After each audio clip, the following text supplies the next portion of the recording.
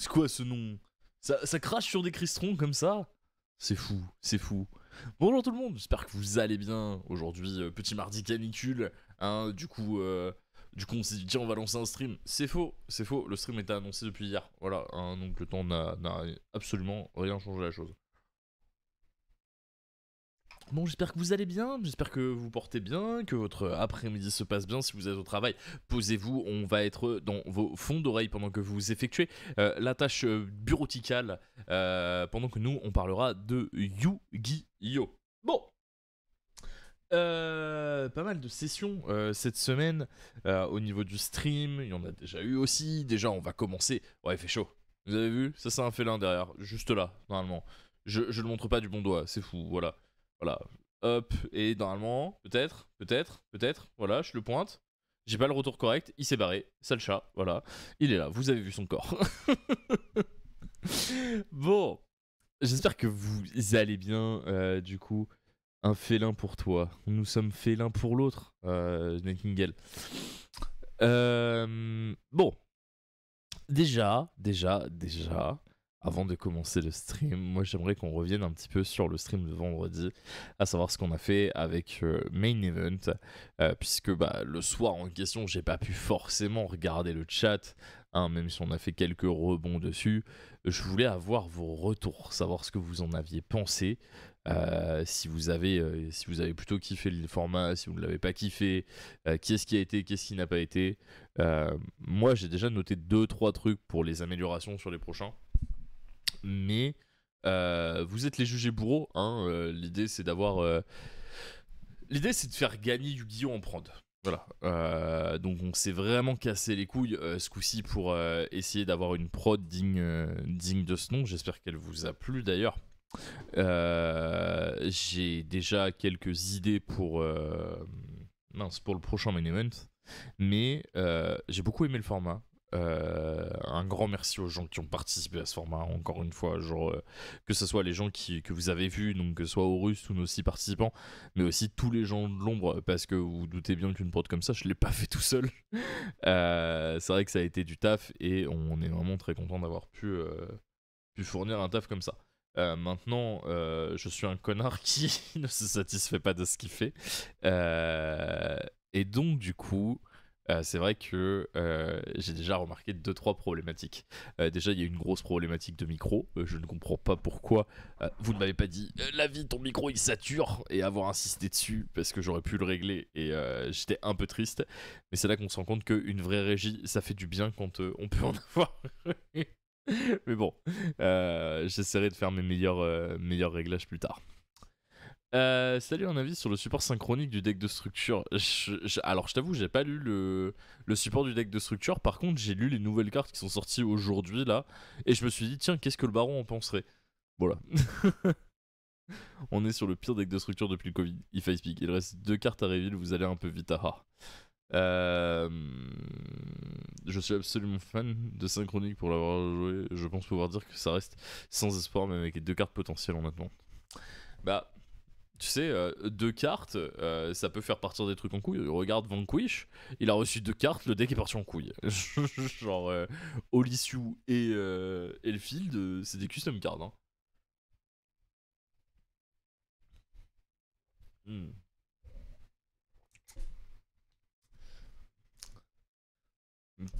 Si on stream. Après, pour te reprocher quelque chose qui est saturé, les viewers sont malveillants, c'est bien connu. Euh... non, mais je peux comprendre. Je peux vraiment comprendre. Maintenant, c'est vrai que ça m'a fait un peu chier parce que, genre, tous les autres sons sont nickel et il y a que mon micro qui est violemment attaqué. Et en fait, j'aurais pu régler un petit peu. Enfin, j'ai des réglages sur mon micro pour pas entendre la respiration et tout ça. Et en fait, j'aurais pu augmenter la perception du micro pour pas que ça sature au niveau de mon timbre de voix. Mais c'est vrai que d'habitude, j'ai un timbre qui est beaucoup plus posé. Et donc du coup, c'est vrai que j'ai pas pensé que en ayant un peu cette casquette de commentateur un peu hystérique, tu vois, mon timbre de voix augmente à ce point-là et donc du coup qu'on soit sur de la sature au niveau du micro. Tu joues à Pokémon? Je joue pas du tout à Pokémon. J'ai compris. Non, ça renforce la Ah non, envoyer le récit en cimetière. En vrai, j'ai de l'espoir avec les 2 dernières cartes. Mais je préfère investir sur la nouvelle qui a un potentiel. Bah, en vrai, les nouveaux archétypes du tripack, ils sont vraiment moyens. Euh, Et j'ai pas encore tout lu. Mais de ce que j'ai lu pour l'instant, ça a l'air très très très moyen. Mais bon, on verra ce que ça peut, ce que ça va pouvoir donner. S'il y en a qui se sont inscrits d'ailleurs à l'aéropage, vous avez envoyé votre petit mail, vous allez avoir la réponse juste après ce stream. J'ai reçu une petite vingtaine de mails, donc maintenant je n'ai plus qu'à sélectionner les profils. J'ai déjà une petite idée en tête de la première sélection que j'ai. Donc on verra ça, parce que demain on va lancer ce format. C'est pareil, genre en fait je réfléchissais à ça, mais dernièrement on a lancé 1 million de trucs en même temps. Et je me disais c'est bizarre, je suis fatigué en ce moment, mais c'est bon, j'ai compris pourquoi en fait. Après Memento Centurion c'était pareil. C'est vrai que Memento Centurion c'était pareil, même Dracotail plus récemment c'était vraiment très mid-tier et les US sont en train de bander dessus. Même si je pense qu'il y a des vrais problèmes avec Dragon Tail qui méritent de se pencher dessus, mais je pense que le jeu n'a pas de solution à apporter pour l'instant avec le deck. Très très très très personnellement. Enfin, ce sera un contender à prendre en compte, mais ce sera pas non plus le meilleur deck du monde, quoi. Et je pense pas qu'il y ait un espèce de goût caché dessus. Malgré ce que certaines personnes peuvent dire, tu vois. Parce que dernièrement, je me suis remis un peu à fouiller un peu le jeu, à rebosser un peu avec l'équipe, et c'est vrai que Dracotail, ça a l'air d'être un peu rompiche quand même.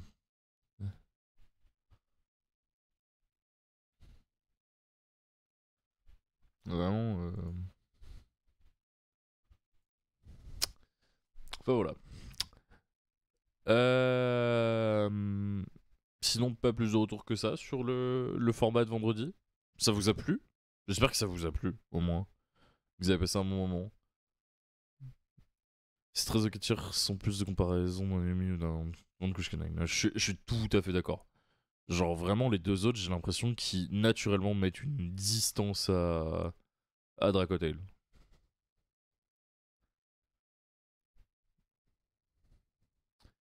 Mais bon. Mais bon, mais bon. Toulouloulouloup. Est-ce la semaine du spoil d'Athéna ou sinon j'ai vu la rediff de vendredi, c'est un meilleur absolu. Ben merci, ça me fait très plaisir à lire. Ça me fait vraiment très très plaisir. Là pour l'instant, ok. Je vais pas vous mentir, j'ai un petit bloc-notes à côté de moi sur lequel j'ai noté les choses que j'aimerais améliorer sur le format. Parce que pour le coup, il y a des vrais points d'amélioration. Et ce que j'ai noté pour l'instant, c'est le son. Le son de mon micro qui était vraiment moyen. Et rajouter un effet sonore sur la transition où vous voyez les têtes des joueurs. Parce que du coup, en fait, il fait très plat et ça enlève de l'impact. Mais je sais pas si vous avez remarqué d'autres choses. Et si c'est le cas, je suis très preneur.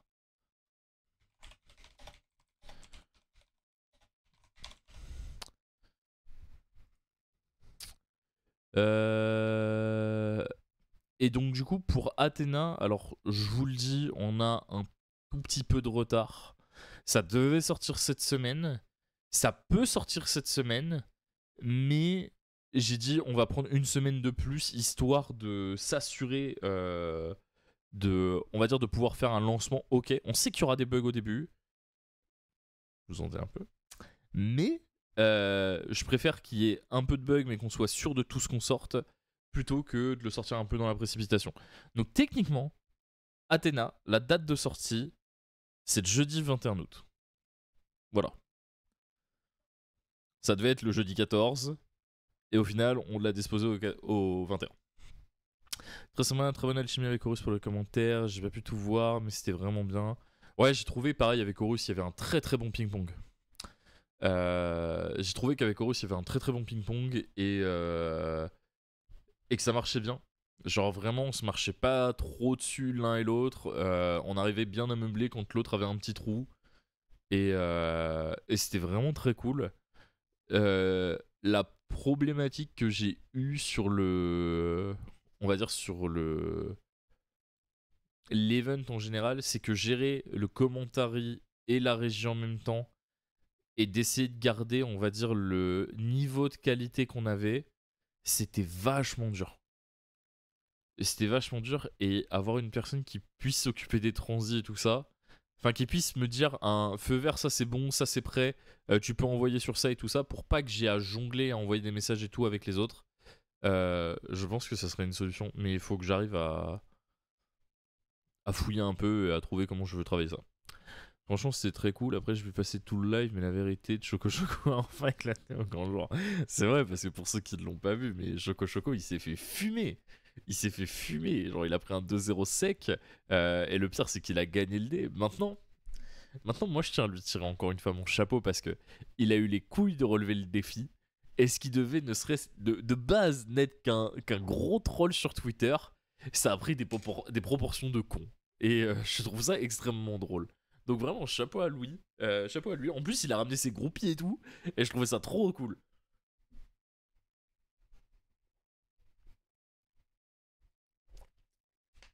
Et pour répondre à c'est quoi Athéna? Athéna, c'est un petit projet. Un petit projet. J'avais dit ça. C'est un projet sur lequel on travaille depuis un an. Une bonne année maintenant. Ouais, c'est ça, une bonne année. Euh... Ouais, ça fait un an qu'on travaille dessus. Et grosso modo, on a enfin abouti à quelque chose qui nous plaît. C'est quelque chose qui est là pour faciliter, on va dire, le compétitif pour les gens. En France et en Europe. Voilà. Qui a pour but d'essayer de faciliter les choses. Je vais pas avoir la prétention de dire que ça va y arriver, mais voilà. J'en dis pas plus. Il y aura un gros stream de reveal, pas de panique. Mais pour l'instant, je peux pas plus en dire que ça. Oh non, encore une formation à 47€. Ça n'a rien à voir. Mais vraiment rien à voir. Non, non, c'est... On n'est pas sur de la formation, on n'est pas sur une équipe féminine, on n'est pas sur tout ça. On n'est absolument pas sur tout ça. Euh... Huh. En vrai, en vrai, en vrai. À deux doigts de vous montrer un spoil, mais non. Non, non, non. Non, parce qu'en fait, le truc, c'est que si j'ouvre ma gueule, j'en dirai trop et il faut vous garder la surprise au maximum. Donc, on arrête là pour Athéna. Voilà. Athéna sortira jeudi prochain, c'est assez proche. C'est 8 jours à attendre. Genre, c'est bon. On devrait réussir à s'en sortir. Et regardez comment elle est pas commode, l'autre là. Hein?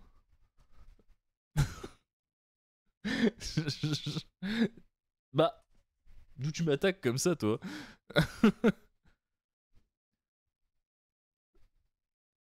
C'est une application mobile, les gars, c'est confirmé à 100%, c'est la rédemption d'Arc Axel. Je reconnais. Oh, pourquoi déjà la rédemption? Genre, je n'ai rien à me reprocher dans tout ça, moi, personnellement. Mais bon. Je n'ai rien à me reprocher dans l'histoire de base, très très personnellement. Euh, on n'est pas sur... Alors, on n'est pas sur une application. Genre, enlevez-vous ça de la tête, ce n'est pas une appli. Hein. Là, il y aura pas de... Il y aura pas de... Il y aura pas d'appli. Chiant. Genre, vraiment, une appli, c'est trop chiant. Donc, sortez-vous ça de la tête. Ok, bon. Un tournoi, appli, site web, ça va, t'as capté. C'est pas une appli. Et c'est pas un tournoi non plus.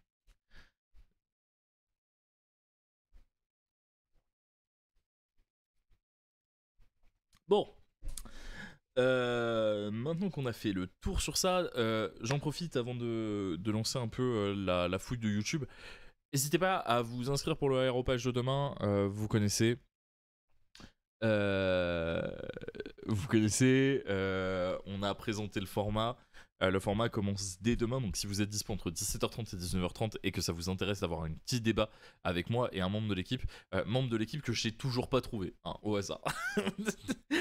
dans le plus grand des calmes, hein, je vais en attraper un comme ça par le callback demain et je vais dire, bah toi, 2 heures avec moi en live. Ça va être marrant. Mais voilà.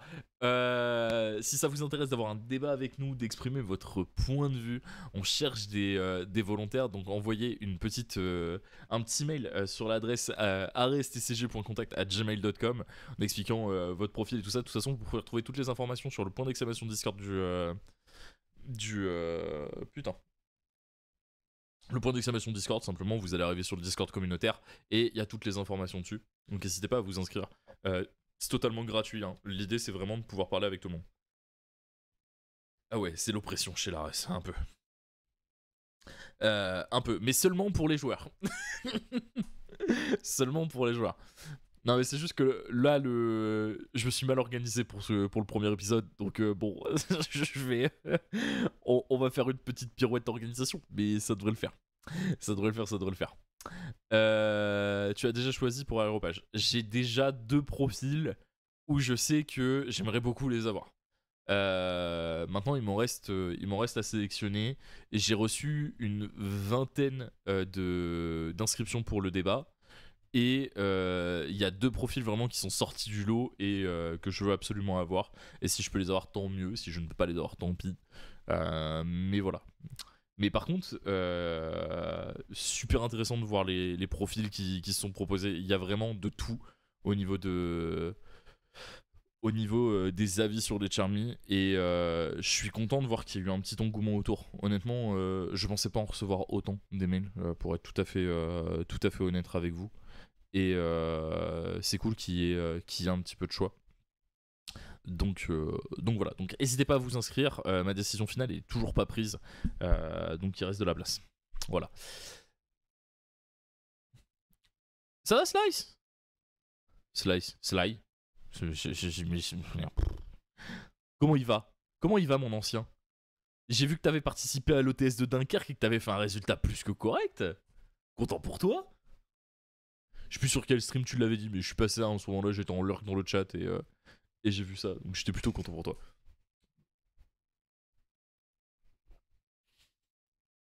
Et on en met partout, c'est dégueulasse.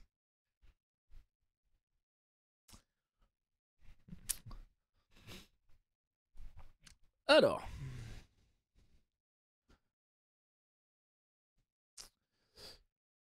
Bon, la vérité, c'est qu'est-ce que vous avez envie de regarder?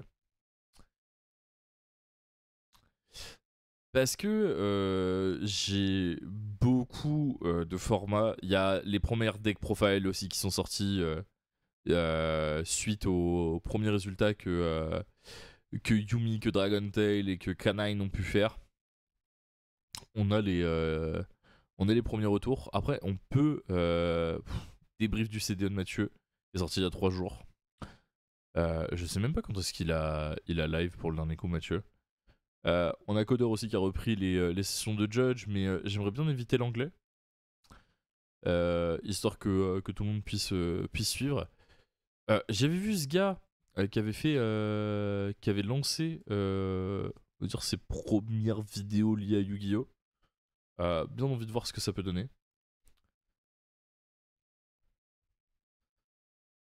Donc, quand je regardais Yu-Gi-Oh! Quand j'ai bien envie de checker ça. Hop, et on est petit, parti. les monstres que je kiffais le plus, c'était pas le magicien sombre, le Buster Blader ou le soldat du lustre noir. Non, c'était les guerriers magnétiques. Bêta, Gamma et Alpha, 3 rochers iconiques de Yugi qui peuvent fusionner pour former Valkyrion, le guerrier magnétique. J'envoie mes 3 guerriers magnétiques, Alpha, Beta et Gamma, directement au cimetière. Ce qui me permet d'invoquer sur le terrain Valkyrion, le guerrier Magna en mode attaque. Très impressionnant avec ses 3500 points d'attaque. Hors dieu égyptien et chevalier maître des dragons, c'est le monstre de Yugi qui a le plus d'attaque. Malgré ça, en compétition, on ne l'a jamais vu. Mais comment ça se fait? Dans cette vidéo, on va voir pourquoi les guerriers magnétiques n'ont jamais été joués. Alors c'est faux. Au tout début de Adam, il y avait des versions qui jouaient avec. Je crois que c'est Alpha. Et pourquoi ils jouent un Alpha dedans, je sais même plus. Mais ça a eu une très courte apparition début Covid.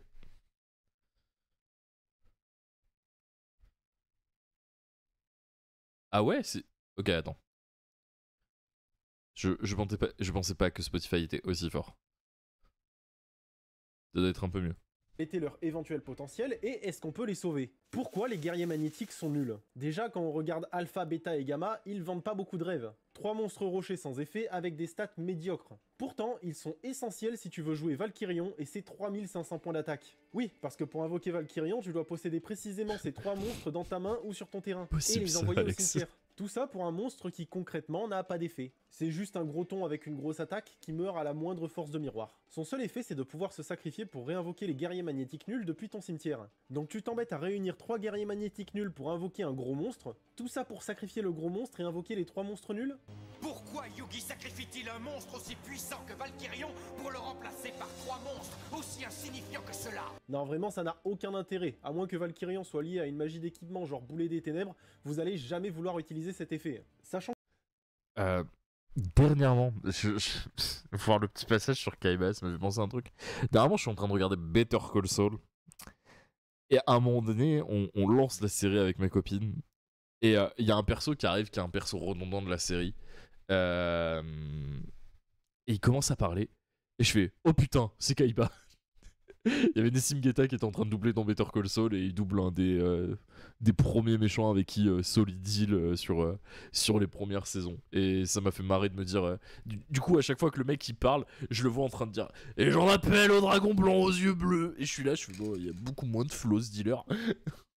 que pendant longtemps, on n'avait aucun moyen de chercher ni les premiers guerriers magnétiques, ni Valkyrion. Tout réunir, c'était juste trop compliqué en situation de match réel. Pour les petits monstres, tu préféreras toujours un monstre avec une bonne attaque et un effet correct comme Fracas qui détruit les magies pièges, ou Kiko le chasseur de fantômes qui peut bannir les cartes adverses. Et pour les boss de ton deck, généralement ce sont des monstres à un sacrifice qui ont un bon effet et une attaque correcte, genre les monarques ou Jinzo. Voire sorcier du chaos ou soldat du lustre noir émissaire du commencement qui ont un super effet, qui s'invoquent super facilement et qui peuvent retourner une partie à eux tout seuls. Mais Valkyrion, lui, vous allez juste jamais l'invoquer. Après, le fait qu'il ne soit pas invocable ne veut pas dire qu'il n'est pas utilisable. La seule fois où on a joué Valkyrion. Dans l'anime, lorsque Jaden passe du côté obscur en devenant l'ultime souverain, il joue une nouvelle variante de héros. Les héros du mal, des versions maléfiques de type démon des héros élémentaires. Et l'un d'eux, c'est Gaïa Sombre, héros du mal. Une fusion qui réclame n'importe quel monstre de type démon et rocher, et sa stat d'attaque devient équivalent à celle des 2 monstres utilisés pour sa fusion. Du coup, Valkyrion avec son type rocher et ses 3500 points d'attaque deviennent très intéressants. Genre avec Valkyrion et le plus puissant démon à cette époque qu'était Raviel, tu pouvais te faire un Gaïa sombre avec 7500 points d'attaque. Rien dans le jeu ne peut surpasser ceci. En plus, tu peux même faire cette fusion depuis le cimetière à l'aide de la carte Appel des Ténèbres. Vraiment un très bon monstre qui a su tirer parti du potentiel de Valkyrion, et encore aujourd'hui en format Edison, c'est pas rare de les croiser. Après, même si Dark Gaia est viable en Edison, il joue pas systématiquement Je savais Valkyrion. même pas que c'était Certains joué comme préfèrent ça, des tu rochers vois. qui ont moins d'attaque, mais qui ont un effet utilisable et qui sont invocables. Genre Gaïa le géant de terre qui est un peu un soldat du lustre noir émissaire du commencement version type rocher, ou Grande Margue le monarque des roches. Mais voilà, Valkyrion n'est jamais joué. C'est juste un outil pour un monstre plus intéressant. Comment on a essayé de sauver les guerriers magnétiques? En 2016, on découvre 2 nouveaux decks de structure, un sur Yugi et un sur Kaiba. Alors je sais qu'aujourd'hui on n'en peut plus de voir la gueule de Yugi et Kaiba sur tous les produits Yu-Gi-Oh, mais à l'époque c'était un truc de fou. Les decks contiennent bien sûr des cartes iconiques des 2 joueurs, Dragon Blanc aux yeux bleus, Magicien sombre, Buster Blader, mais ils apportent surtout du bon support pour les archétypes des 2 protagonistes, Union Machine pour Kaiba et Guerrier Magnétique pour Yugi. Et honnêtement, le support Guerrier Magnétique, il est vraiment cool, avec des nouvelles versions, les Guerriers Magnétiques électriques. Tous de niveau 3... Alors, tu peux pas dire ça quand en face t'as A, B et C. Genre, c'est très correct, hein. Mais en face, il y a A, B, C, genre. Ça joue Monster 4 plus Rising avec des monstres comme Valkyrion pour foolish tout le deck au fusion. Et fusion du gré avec la spell Cold of Darkness.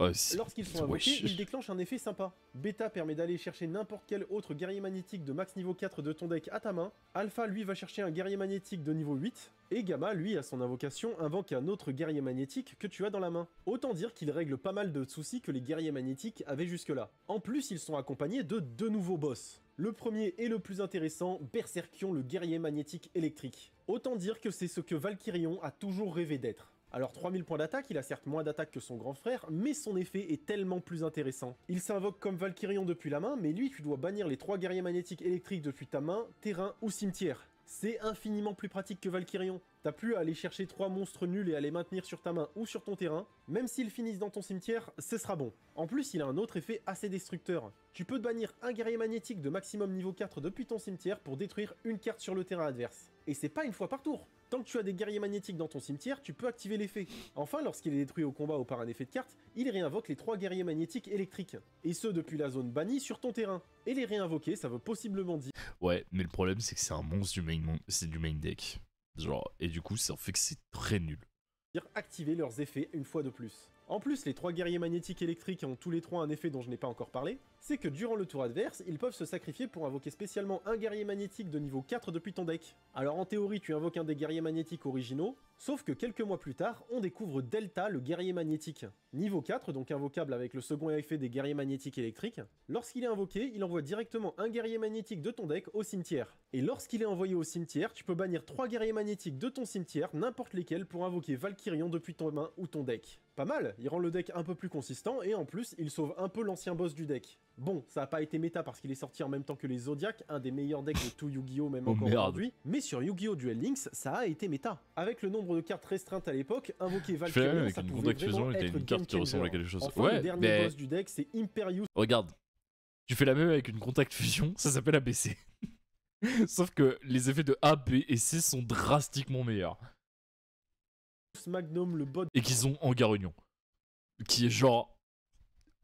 What the card de combat supraconducteur. Fusion entre Valkyrion et Berserkion. Une fois par tour, il peut annuler n'importe quel effet de magie, piège ou effet de monstre. Juste le meilleur effet qu'un monstre puisse avoir. Et lorsque l'adversaire s'en débarrasse, tu ramènes Berserkion et Valkyrion sur ton terrain. Alors, il est un peu dur à sortir, le deck guerrier magnétique n'a pas de carte fusion efficace. Donc il faut jouer polymérisation, mais c'est toujours une bonne option pour le deck. Enfin, la magie de terrain champ magnétique te permet, quand tu contrôles un monstre terre-rocher, c'est Charles Omnidroid de fou. Donc en soi n'importe quel guerrier magnétique, alors tu peux jouer Baron. un autre guerrier magnétique de ton cimetière. De quoi démarrer des bons combos avec Delta. Vraiment sur le papier ça semble pas mal, mais du coup, pourquoi ça a jamais été joué? Eh bien c'est parce qu'en face t'avais un des meilleurs decks de structure de l'histoire. Le deck ABC est tout de suite devenu méta. Les monstres vont se chercher super facilement, et comme leur boss ABC Dragon Buster est un monstre de l'extra deck, il y a toujours accès. Là où Berserkion, faut aller le chercher, même si tu peux aller le chercher avec Alpha. Si Alpha se prend n'importe quel end-trap, c'est fini, t'auras pas ton boss. En plus, ABC Dragon Buster est infiniment plus puissant que Berserkion. Ok, il demande de défausser une carte pour activer son effet, mais il a un effet de bannissement, ce qui est plus puissant qu'un effet de destruction, et en plus, ça peut se faire en effet rapide, donc possiblement interrompre une action adverse. Enfin, en effet rapide, il peut se sacrifier pour réinvoquer les 3 monstres qui ont servi à son invocation, ce qui lui permet d'esquiver un effet qui voudrait s'en débarrasser. Là où Berserkion n'a aucun moyen d'esquiver ce genre de carte. Certes, s'il est détruit, il ramène les 3 guerriers magnétiques électriques, mais s'il est banni ou renvoyé à la main, là tu fais rien et tu te retrouves très vulnérable. En fait, ABC Dragon Buster montre un souci que le deck guerrier magnétique a eu très tôt. Pourquoi Valkyrion n'a pas été un monstre fusion? Une fusion contact c'était envisageable, ça se faisait déjà à l'époque. En plus, un moment dans l'anime, Yugi utilise des fusions sur Valkyrion, une carte qui marche normalement que contre les monstres fusion. Ça n'aurait pas rendu Valkyrion fort, mais sûrement que Berserkion aurait suivi l'exemple et qu'il aurait déjà été un peu plus intéressant. Le Rush Duel a d'ailleurs compris et corrigé cette erreur de design puisque les boss du deck guerrier magnétique sont maintenant des monstres fusion. Là t'es obligé d'avoir des briques potentielles dans ton deck qui le rendent forcément moins fort. Sans compter que la fusion ultime Imperius Magnum, tu peux pas l'invoquer avec autre chose que polymérisation. Une carte que t'es obligé de hard draw ou d'ajouter des cartes pour aller la chercher. Alors il pouvait s'invoquer facilement avec Veranaconda Prédaplante, mais il a été banni. Tout ça a condamné le deck guerrier magnétique à ne pas être grand chose de plus qu'un deck fun qu'on joue entre amis. Après, c'est pas pour ça que Konami l'abandonne. Régulièrement, on reçoit du support pour le deck, comme récemment Epsilon le guerrier magnétique, un monstre qui remplit le cimetière et qui permet de ressusciter un autre guerrier magnétique, ou encore Induction magnétique qui invoque directement un guerrier magnétique de ton deck si tu en contrôles déjà un. Kiko, rien de quoi vieux. rendre le deck fort ou méta, mais ça démontre que Konami ne l'abandonne pas. Tu ajoutes à ça que Konami apporte régulièrement du support pour les decks rochers, et donc indirectement pour les guerriers magnétiques. Aussi dans Yu-Gi-Oh! GX, on a fait la connaissance d'autres guerriers magnétiques, cette fois joués par Bastien Misawa. Alors leur mécanique semble pas possible à adapter en vrai, et de toute façon ils seraient nuls, mais si tu leur donnes des nouveaux effets genre envoyer des guerriers magnétiques du deck au cimetière, ils pourraient rendre le deck meilleur. D'ailleurs, le boss de son deck guerrier conducteur linéaire Magnum Plus va bientôt être adapté. Il s'invoque spécialement en envoyant 2 guerriers magnétiques de max niveau 4 du deck au cimetière, rien que ça c'est pas mal. Perso, je pense que ce que le deck a besoin c'est déjà un monstre lien qui fait un bon extender pour le deck. Aussi, il leur faudrait une magie de fusion pour invoquer Imperius Magnum plus facilement, car actuellement il est trop difficile à sortir. Aussi, il est totalement envisageable d'en faire des nouvelles versions pour le deck Sarcophage Doré, le deck qui réunit des versions améliorées des monstres de Yugi Muto. Après, est-ce que le deck a réellement besoin d'être fort pour être iconique? À y regarder, les guerriers magnétiques représentent la question parfaitement les liens de Yugi. Est-ce que t'as vraiment envie de rendre un deck comme ça compétitif? Parce que pour le coup, tu vois, t'as déjà ton Omni qui est présente, mais ça te fait que tu dois jouer énormément de briques, et je suis pas sûr que les joueurs ont envie de faire ça, tu vois. Si un jour on a des adaptations des cartes de rush duel pour, on va dire, du TCG ordinaire, c'est pas impossible que ce qui est sorti, enfin les fusions qui sont adaptées, puissent exister pour chez nous, tu vois. Mais ça me semble quand même très lèche, tu vois. Et est-ce que t'as vraiment envie de jouer guerrier magnétique? La vraie question c'est, est-ce que t'as envie de jouer... Toi et moi, on est dans la même tête, Alex. Yo, Sois, tu vas bien? Et je suis pas sûr que ce soit l'archétype le plus vendeur, tu vois.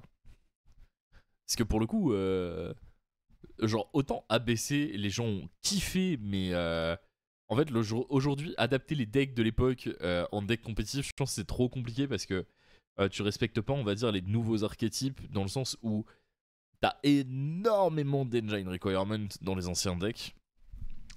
Et tu peux pas jouer des petites engines qui te font jouer 15-20 Zentrap comme la plupart des decks aujourd'hui, tu vois. J'ai adoré jouer Blue Eyes, mais pas Mazo non plus. Mais en fait, Blue Eyes, même si ça a des briques, ça avait une vraie dynamique, tu vois. Genre, en plus de ça, les Primites amenaient une vraie stabilité et une vraie force en plus au deck, tu vois. Et je pense que ça change déjà énormément de choses. Ouais, pas besoin de m'insulter par contre. Ouais, terrible. Ça va et toi? Enfin en vacances, je vais pouvoir chill devant des streams et des vidéos Yu-Gi-Oh! Eh bah, profite de tes vacances, profite du soleil. En plus, il doit pas faire trop chaud du côté de Dunkerque. Je pense que vous êtes un peu épargné avec le côté maritime et tout ça. Plus vous êtes dans le nord. Bah, c'était les bonnes cartes du deck, les Primites. En vrai, Lady, c'est une vraie carte, les gars. Genre, le problème du deck, c'est que t'es obligé de jouer tes 2 putains de pièges et tes deux briques, tu vois. Genre, ça, c'est chiant de fou. C'est vraiment la partie la plus chiante, mais bon. Je pense que le deck, il avait des... Enfin, il avait des sorties Blue Eyes, mec. Ça a quand même gagné le natalement et ça a quand même fait top 8 chez nous. Genre, c'est pas rien. Et ça a fait une finale aussi, il me semble, sur un autre national. Genre, honnêtement, il n'y a pas à se plaindre de Blue Eyes. Blue Eyes, ça fait un vrai bail, tu vois. Mais je pense que Magnet Warrior, là, ça ne marcherait pas du tout pareil. Yugi avec ses camarades. Pouvoir dire j'invoque le dragon bleu, ça a pas de prix. Yo-Xilo. Et ouais, je suis assez d'accord sur ça. Leur apparence de jouet peut représenter leur enfance et ils gagnent autant en puissance qu'en maturité en s'unissant. C'est pour ça que peu importe qu'ils deviennent forts ou qu'ils restent éternellement nuls, j'aimerais toujours les guerriers magnétiques. Merci d'avoir regardé cette vidéo, c'est la première vidéo longue vraiment travaillée sur cette chaîne et ça ne sera pas la dernière. J'ai déjà une autre vidéo Yu-Gi-Oh! Écrite et une aussi sur Pokémon. En théorie, je suis... En vrai, c'est pas mal ce qu'il a fait pour une première vidéo, c'est vraiment très cool. C'est vraiment très cool. Oh bah, ouais. Il a été validé par les padres déjà. Il a déjà été validé.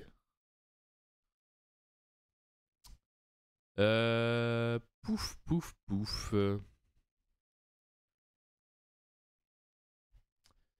Comment ça développer si tu veux? Maintenant développer, pas vraiment. Espérons que le support Dark Magician qui arrive va lui donner la même force. En fait, le problème de Dark Magician, c'est qu'il a écrit magicien sur les trucs, tu vois. Ouais, ça fait longtemps que t'as pas regardé un Draco Cette 7-7. vidéo est sponsorisée par la boutique Play.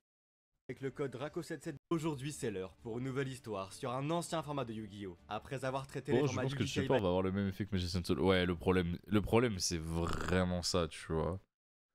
La plupart du temps, à chaque fois qu'ils sortent de support magicien, ça part en couille, mais ça part pas en couille pour le deck, tu vois. Mais bon. Et critères, je vais vous présenter le troisième format compétitif de l'histoire du jeu, le format Treasure. Son nom vient du Japon et désigne les 3 nouvelles cartes touchant la main de l'adversaire pour y retirer des cartes, comme si l'on dérobait les trésors cachés par son adversaire. Ça a Alors été que le format Critter s'étend du 1er juillet au 31 août 2002, soit de la sortie de Metal Raiders et de la banliste de juillet bon, jusqu'à la veille carte de la de sortie con. du pack au tournoi, le format Treasure s'étend du 1er octobre avec la nouvelle banliste jusqu'au 19, veille de la sortie des serviteurs du pharaon. Vous l'aurez remarqué, il y a un trou d'un mois entre les deux formats qui correspond à septembre 2002. C'est d'abord du fait de la sortie du premier pack de tournoi apportant le chasseur mécanique et son attaque légèrement supérieure aux autres niveaux 4, mais surtout de l'arrivée du maître des magies mi-septembre, série qui impacte grandement le jeu et dont les 2 semaines la séparant de la banlist sont un avant-goût du format Treasure. Bref, il est temps d'explorer ce format, à commencer par les nouvelles cartes qui le constituent. Comme dit dans l'intro, le format Treasure est composé de 2 produits supplémentaires par rapport à ses aïeux. Pour rappel, le format Yu-Gi Kaiba joue avec la légende du dragon blanc ainsi que les decks Yu-Gi et Kaiba, puis Critère ajouté Metal Raiders, et comment à Treasure ajoute l'époque, aux cartes la pool méta, le elle allait tournoi vite. première saison et le maître des magies. Le Dans format, ce il durait pack, un mois. La carte marquante est le chasseur mécanique. Avec ses 1850 points d'attaque, il devient le monstre offensif le plus puissant du jeu hors monstre à sacrifice, devant la djinn et le poisson de cette couleur. Quant au maître des magies, il y a de quoi se faire plaisir, et ça commence avec les 3 magies iconiques du Ok. Est-ce que parmi vous, il y en a qui ont déjà pris duo de délinquants, même aujourd'hui en fun? Est-ce qu'il y en a qui ont déjà pris cette carte? Mettez en plus un si ça vous est déjà arrivé. Je peux lever la main. Ok. Ceux qui ont déjà pris cette carte, c'est quoi votre ressenti? Est-ce que vous aussi vous vous sentez un peu violé dans votre main? Est-ce que vous vous êtes déjà dit ah bon, chie-moi dessus, ça va? Et est-ce que vous avez déjà pris un duo de délinquants qui touche votre poteau d'off-grid et votre charité? Parce que moi ça m'est arrivé. Et j'étais pas content. J'ai déjà pris ce choix douloureux. Ah ouais, bon, excuse-nous tienne. Ça donne presque envie de jouer Dark World. J'ai l'impression d'avoir pris un fils puis un autre en chaîne. Genre, vraiment, ce qui est trop chaud, c'est bon, on va te défausser une carte au hasard, puis après tu te harakiri une carte, tu vois. Genre, trop chiant. Trop chiant. Et quand t'as plus que 2 cartes en main, t'es là, tu fais. Monsieur. C'est broken, mais en vrai, ça allait. Ça allait pour l'époque. Aujourd'hui, tu ne peux pas jouer ça. Genre. Tu pourrais pas jouer ça. Impossible. Même Sentinelle, mine de rien, c'est. Évidemment, where is the once per turn? Tout à fait. format. Elles ont tout un effet retirant des cartes de la main adverse. Sentinelle en renvoie une de votre choix dans le deck, tandis que Confiscation et Duo de délinquant les défausse contre 1000 points de vie. Vous avez le choix de la carte à défausser pour la première, tandis que la seconde le fait au hasard. Les créateurs de la carte se sont alors dit que pour le même coup que Confiscation, une seconde défausse de l'adversaire était équilibrée. Bien vu les gars. Ces 3 magies sont bien sûr limitées, et ce sont les cartes incontournables du format qu'il faut anticiper si possible, mais elles ne sont pas les seules cartes à avoir été limitées. Gobelin Parvenu vous donne une carte et offre 1000 points adversaires en échange. Avec un unique exemplaire, elle n'est pas très jouée contrairement à Vol à l'arraché. Le format Treasure possède plein de nouvelles magies d'équipement, mais celle-là est bien particulière. Pas de boost d'attaque, mais le vol d'un monstre adverse en échange de 1000 points de vie par tour adverse. C'est vraiment peu cher payé, sachant que le monstre volé peut attaquer ou être sacrifié, bref, c'est une excellente carte. En parlant de cartes redoutables, Choix douloureux est un sacré morceau. Son effet consiste à révéler 5 cartes du deck et de laisser l'adversaire en choisir une à ajouter dans votre main, le reste partant au cimetière. Le plus pertinent est d'envoyer certaines de vos puissantes magies, dont le trio vu précédemment, vous aurez une de ces cartes en main, et les autres sont récupérables par le magicien de la foi qui est jouable en 3 exemplaires.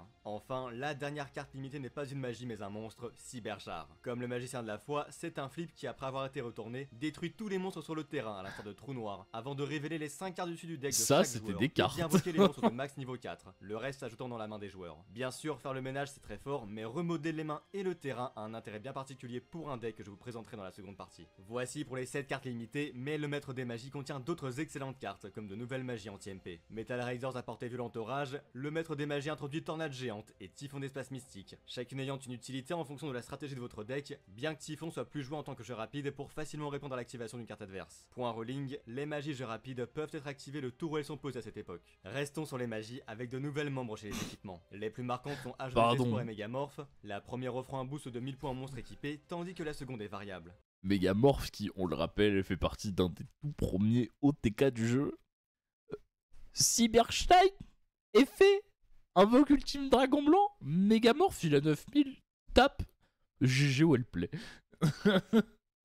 Le monstre équipé voit son attaque doublée si vous avez moins de points de vie que l'adversaire, ou divisé par 2 si vous en avez plus. Très puissante pour renverser un match, elle peut aussi s'équiper un monstre adverse et diviser par 2 sa puissance si vous avez plus de points que l'adversaire. La cible de ces nouvelles magies semble être Mahavelo qui gagne 500 points par magie équipée, soit plus de 3000 avec la hache, mais dans le format moderne le monstre n'est pas joué, on s'y penchera lors de la présentation des decks. On passe aux monstres que l'on appelle les recruteurs. Ils sont au nombre de 6 et leur surnom les décrit bien car lorsqu'ils sont détruits au combat et envoyés au cimetière, ils invoquent un monstre de la tribune n'excédant pas les 1500 points d'attaque, un autre de leur exemplaire compris. La tomate mystique est le recruteur le plus joué avec son attribut ténèbres qui amène Sangan et Sorcière, deux excellents monstres apparus dans Metal Raiders qui tutorisent d'autres monstres une fois envoyés au cimetière. Mais ce ne sont pas les seules cibles de la tomate, il y a aussi le germe géant. Une fois envoyé au cimetière, il inflige 500 points à l'adversaire et peut invoquer 2 autres germes pour infliger encore plus de dommages. Il se combine bien avec d'autres cartes de burn comme péage et énergie en chaîne, la première obligeant à payer 500 points pour attaquer et la seconde pour chaque carte posée, activée ou invoquée. Terminons avec les cartes de Pegasus dont le renoncé, cette série introduisant les rituels, en plus de Senju et de l'oiseau supersonique qui tutorise les monstres et magies rituelles. À cela s'ajoutent les monstres Toon qui font office de figuration dans le compétitif, leur dépendance au monde des Toons et leurs restrictions les rendant injouables. Bien, on a fait le tour des nouvelles cartes du format, alors passons à ce qui intéresse tout dueliste digne de ce nom, les decks du format Treasure.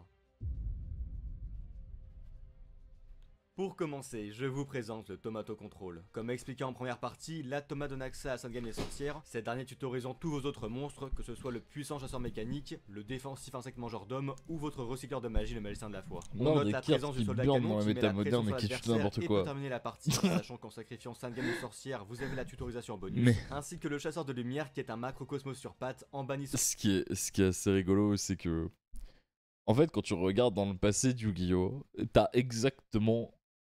Dans certaines méta, t'as exactement les mêmes merdes et les mêmes problèmes auxquels on est confronté aujourd'hui et pour lesquels les gens ragent, tu vois.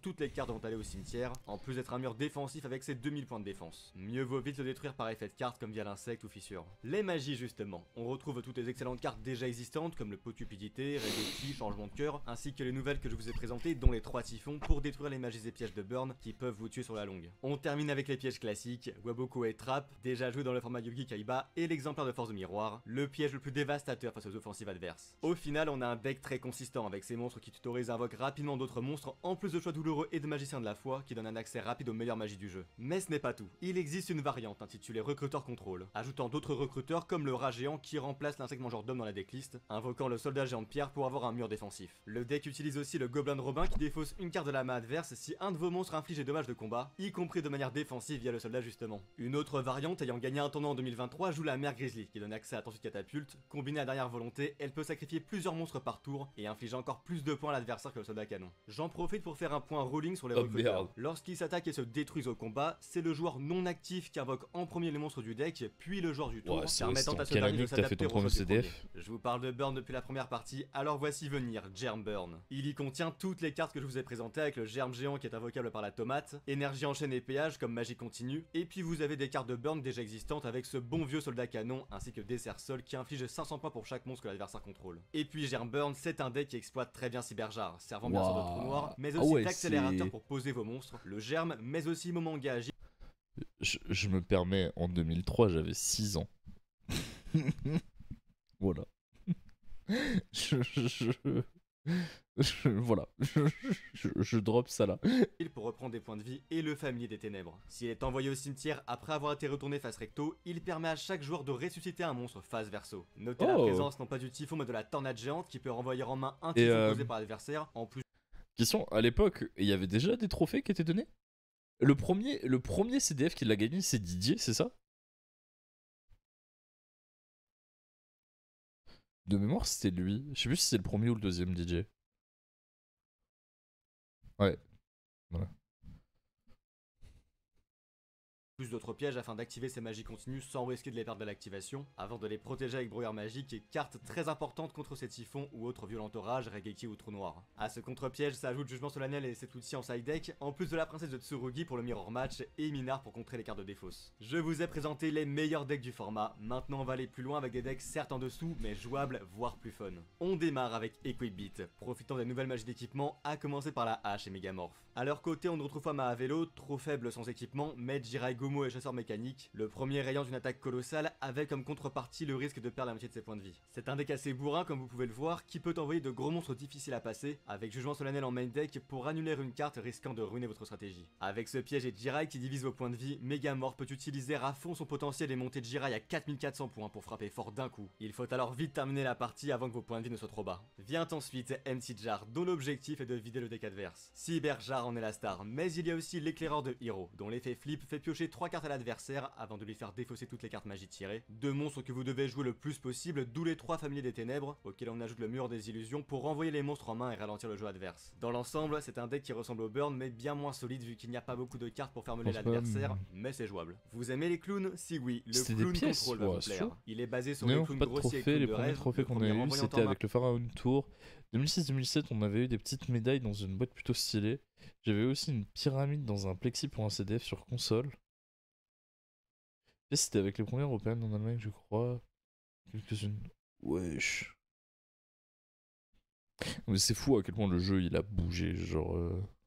Un monstre s'il passe du mode défense au mode attaque, et le second détruisant un monstre lorsqu'il passe du mode attaque au mode défense. Comme il faut garder ces monstres en vie un tour, Waboko les épées sont obligatoires avec charge intrépide pour donner un coup de boost au monstre. Je termine avec le meilleur deck rituel du format, le renoncer. Il porte bien sur le nom de sa rituel joué par Pegasus, dont l'effet d'équiper un monstre adverse et de gagner ses stats est plutôt bon. Malheureusement et malgré les cartes tutorisant le monstre rituel et sa magie, c'est assez léger. Certes, il peut survivre à la destruction au combat en se débarrassant du monstre qu'il a équipé, mais pas de la destruction par effet, sans parler du fait qu'un monstre face verso ne lui donne aucune stat. Cependant, il a l'avantage de pouvoir surprendre et possède sa mécanique d'invocation, ce qui offre une autre manière de jouer dans ce format, à défaut de pouvoir jouer avec les toons de Pegasus sans perdre ses cheveux. Et bien voilà, vous avez assez d'informations pour jouer au format Treasure. D'ailleurs, c'est grâce au site Format Library et la chaîne YouTube Yu-Gi-Oh! From Zero que j'ai pu... En vrai, ils font des tafs de fou, ces mecs. Genre.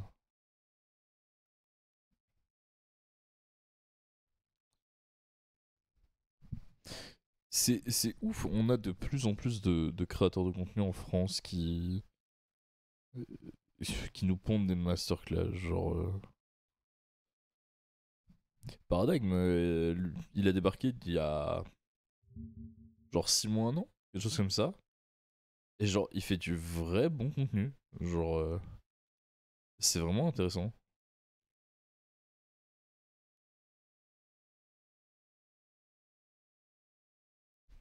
Je pense que Tero a fait beaucoup de bien aussi. Je pense aussi. Je pense que les vidéos de Tero, elles sont pas tout le temps justes parce qu'il y a beaucoup de vulgarisation dedans. Mais pour mettre un premier pied dans le jeu, je trouve que c'est une très bonne porte d'entrée de se dire ah ouais putain à l'époque je jouais ça et tout, c'était cool. Et repiquer ta curiosité, tu vois.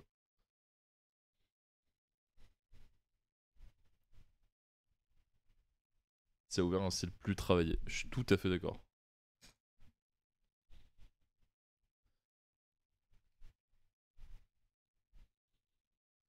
Attends, j'essaye de voir de qui tu parles, Chen, mais j'avoue, j'ai pas. Ah, peut-être que tu parles de moi.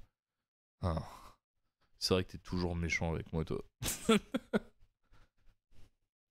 Ah ouais, vas-y, on va regarder ça. Parce qu'il a dit que c'était une déception, et je suis tout à fait d'accord. Genre vraiment, Ascend, ça pouvait être un archétype tellement stylé, et ils en ont fait du caca, et vraiment, ça me fout le seum. Un joueur actuel de Yu-Gi-Oh! Où vous avez joué ces dernières années, vous n'êtes sûrement pas passé à côté de l'archétype Cendré, un archétype qui a pas mal fait parler de lui à sa sortie, étant donné qu'il était exclusif au TCG, c'est-à-dire nous, et qu'il était grandement inspiré visuellement de la saga des Souls, une saga de jeux vidéo très populaire, dont je suis un grand fan également. Bonjour à tous, c'est Paradis Knight, et aujourd'hui je vous propose une review complète de l'archétype, avec ses forces, ses faiblesses... Attends, il a dit son nom.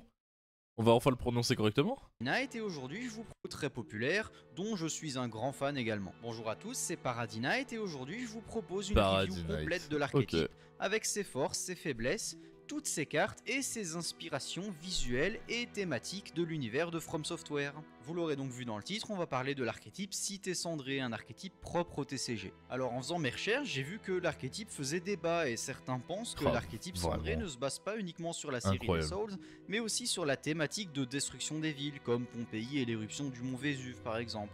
Mais personnellement, je pense surtout que l'archétype est bien dans la thématique des Souls, et qu'avec son fameux terrain, il s'inspire plutôt de Ring City, la ville présente dans le DLC de Dark Souls 3, et vous allez voir que les références à Dark Souls 3 sont nombreuses dans ce deck. N'hésitez pas à me dire en fin de vidéo ce que vous en pensez, si vous trouvez que l'archétype ressemble effectivement à un archétype basé sur les Souls, si vous connaissez la série bien entendu, ou si justement vous trouvez que c'est totalement bullshit et que c'est un truc totalement original, qu'a recréé Yu-Gi-Oh sans vouloir faire de référence à quoi que ce soit. Alors pour en revenir à l'archétype, c'est un archétype de type pyro et ténèbres. Ça peut sembler cool et original, mais dans les faits c'est plus une contrainte qu'autre chose, étant donné qu'il ne bénéficie pas des bons supports liés aux cartes pyro et généralement feu, en dehors de Feu Ardent bien sûr, qui lui aussi peut être vu ici comme une référence aux Souls, étant donné que la carte en anglais s'appelle Bonfire, qui est le nom donné dans la série des Souls, donc aux feux de camp qui servent de point de réconfort. Et donc ça fait encore une référence avec le Bonfire qui est entretenu et qui sert justement à appeler tout ce beau monde. La carte Bonfire, je ne la présente plus, elle a un effet très simple et elle est très puissante, en plus elle est très jouée dans énormément de decks, elle ne fait pas partie de l'archétype mais c'est une carte principale bien sûr.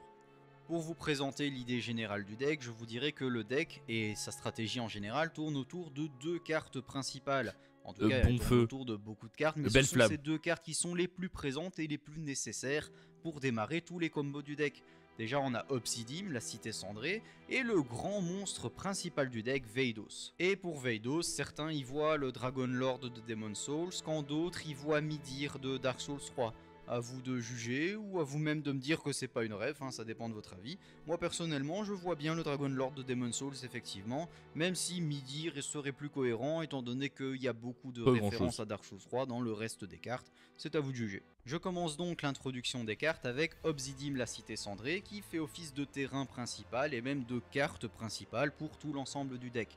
La carte dit que les monstres face recto invoqués spécialement et contrôlés par votre adversaire deviennent pyro, cependant uniquement durant votre tour, ce qui est assez restrictif et assez dommage parce que elle aurait pu faire office de carte de contrôle pour modifier le type des cartes pendant le tour de l'adversaire et l'empêcher de faire des cartes abusives, genre je pense par exemple à Finsmith qui, si on change le type démon des cartes, ne peut tout simplement plus faire de combo. Ça aurait pu être un contre intéressant, mais c'est uniquement durant votre tour et c'est vraiment dommage. La carte dit que ensuite, durant votre end phase, vous pouvez prendre une autre Obsidian dans votre cimetière, la placer sous votre deck et piocher une carte. Et de plus, si cette carte est détruite ou bannie alors qu'elle était dans la zone de terrain, vous pouvez invoquer spécialement un monstre cendré directement depuis votre deck.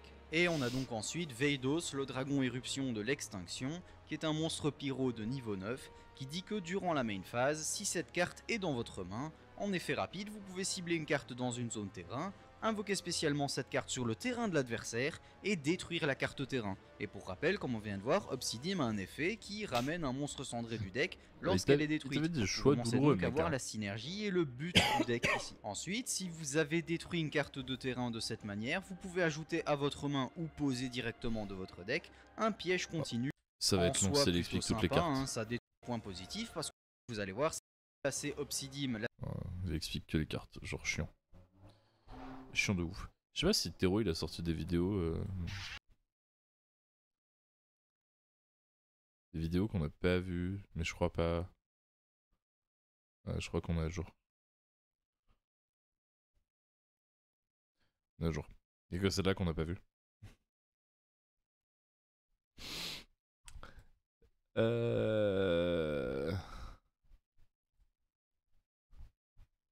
même temps, elles sont là, faut s'en servir. Mais après, enfin... Je sais pas si vous avez déjà entendu... Oh, putain. Il me semble que j'avais vu ça.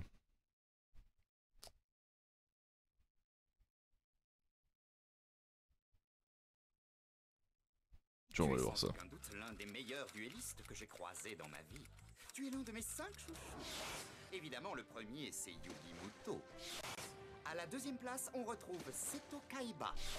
Joey Wheeler étant le 3e, et le 4e, c'est toi. Pegasus dit de la merde. 90, c'est le nombre de duellistes nommés dans la première partie de Yu-Gi-Oh! Tous les niveaux sont représentés, du gamin qui ne sait même pas ce qu'est une carte magie, jusqu'au créateur du jeu lui-même. Et parmi tous ces duellistes se cache la crème de la crème. Salut, je suis Athema et aujourd'hui on va causer des 6 duellistes légendaires les plus puissants de Yu-Gi-Oh! Numéro 6, Siegfried von Schroeder. PDG de la Schroeder Corp, l'ennemi commercial de Kaiba, l'aristocrate allemand au style vestimentaire douteux, est néanmoins connu comme l'intouchable empereur d'Europe. Apparu dans la saison 5, Siegfried, ce crack du duel aux cheveux roses, a réussi à s'infiltrer dans le tournoi ultime de Kaiba pour tenter de le renverser de l'intérieur. Et il joue le deck Valkyrie, des cavalières en armure, toutes armées de puissants effets. Mais là où le deck brille vraiment, c'est par ses magies complètement fumées qui brisent les règles du jeu. Déjà les 3 Nornes qui détruisent le deck de l'adversaire. Skuld qui te fait regarder les 3 cartes du dessus du deck adverse et les met dans l'ordre de ton choix. Verdande qui te fait déclarer un type de carte, magie, piège ou monstre, et si la carte du dessus du deck adverse est de ce type, il la pose sur son terrain. Carte qui sera ensuite bannie par la Norne Urde. La chevauchée des Valkyries invoque toutes ces Valkyries d'un seul coup. Et enfin, la plus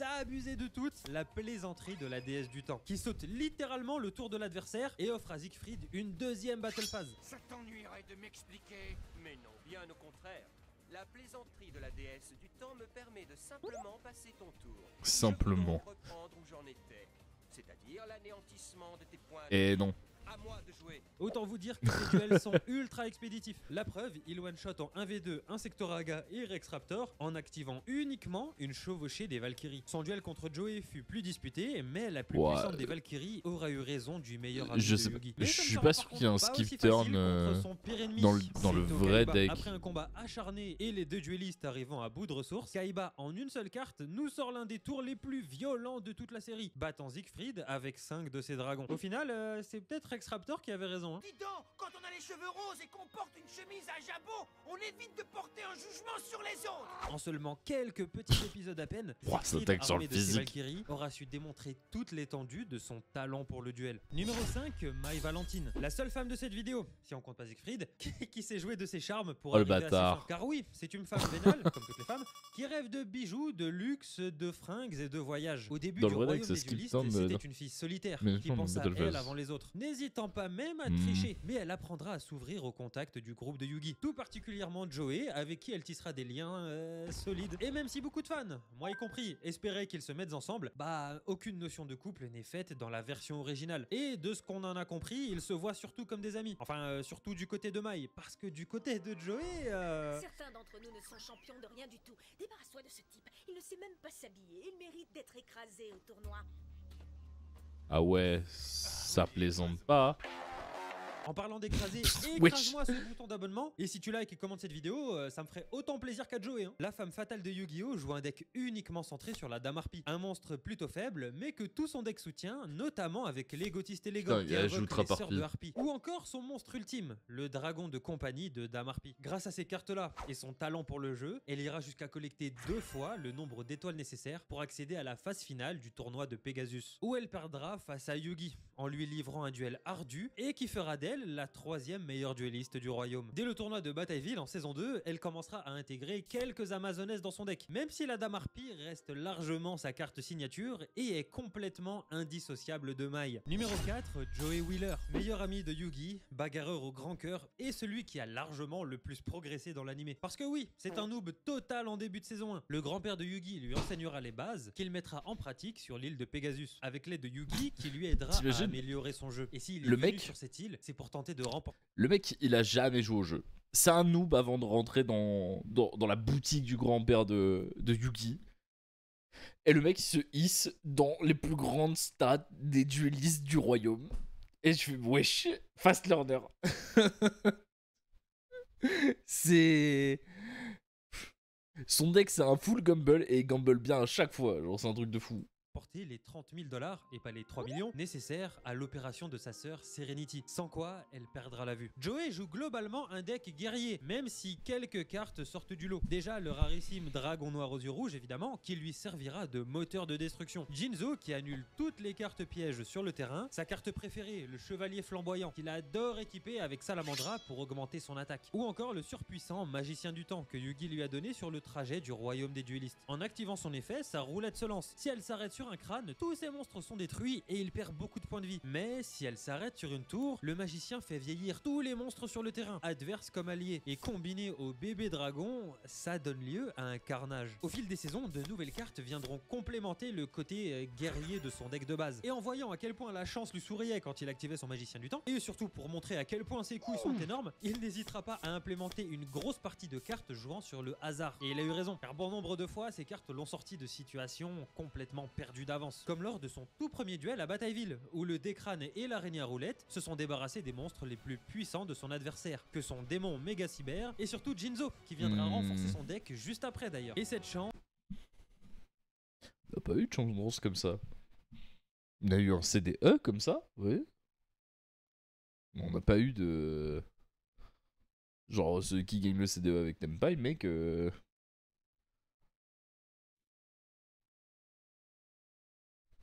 il a intérêt à s'en armer, car pour la 3e place de ce même tournoi, se dresse devant lui le roi des dragons.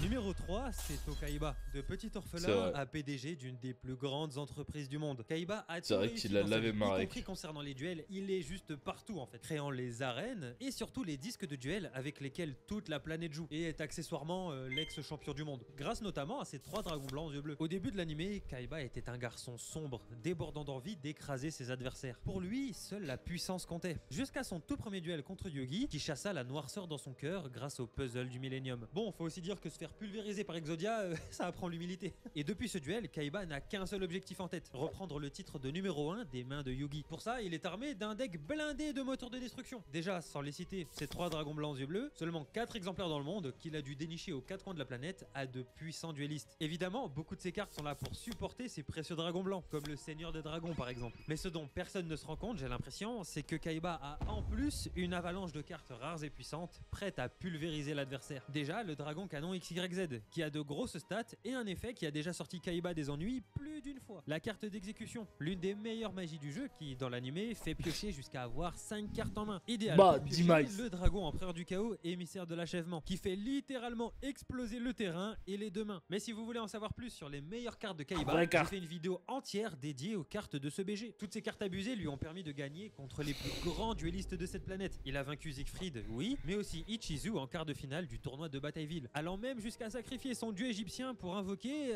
son dragon blanc. Ou encore son fabuleux duel contre Lecter dans la saison 3, où Kaiba, malgré la stratégie brise-burn de son adversaire, le gros Bélix il fait du bon moins 4, moins 5. Son ancien partenaire. Bon, on va commencer du à moins croire qu'il 4. a qu'un seul monstre là par contre. Bien que le parcours de Kaiba fut truffé de victoires éclatantes, une défaite est à noter. Allié de son rival, le ciel obscurci, Kaiba marche d'un pas confiant vers le temple de son ennemi, l'ancien roi de l'Atlantide.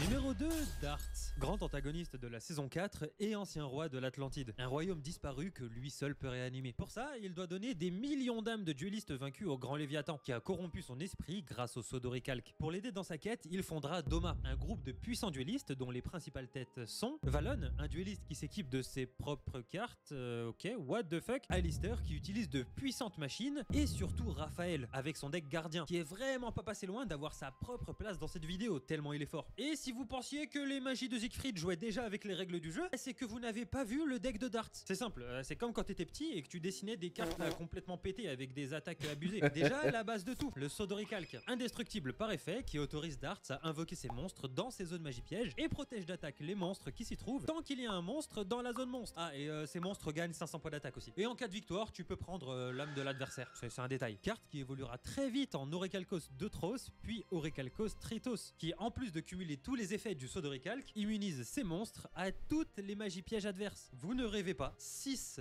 puissants effets pour une seule carte. Et même si Dart possède beaucoup de monstres très forts, un ressort tout particulièrement, l'Orichalcos Shunoros. Quand il invoque cette carte, c'est le début de la fin. C'est un Digimon. Est détruit, peu importe la manière d'ailleurs, il te donne le droit d'invoquer l'un des monstres les plus puissant de tout l'anime Yu-Gi-Oh! Gale, le serpent divin, attaque défense infinie et qui te maintient dans la partie même si tu n'as plus de points de vie. Autant vous dire que les rares cartes de son deck qui sont sorties chez nous en cartes physiques ont été complètement nerfées, à tel point qu'elles ressemblent vraiment plus à leur version de l'anime en fait. Alors concernant ces duels, il en a livré qu'un seul. Mais quel duel! Seul contre Kaiba et Yugi. Et grâce à son Shunoros, il a pu vaincre le rival de Yugi sans grande difficulté. Mais au moins, pendant ce duel, Kaiba a pu lâcher l'une des phrases les plus drôles de toute la série. So you've got a dweeb army. Am I supposed to be scared to attack? Well, only if destroying an innocent soul concerns you. Nah. As the president of a major corporation, I have to do that every day. Cependant, gagner ce duel ne sera pas aussi Pardon, simple que ça, Kaiba. car se dresse devant lui Oh le merde. plus grand. Après avoir dit ça, après s'être confessé, après que ça a été pris en vidéo, il a reçu un millier de plaintes.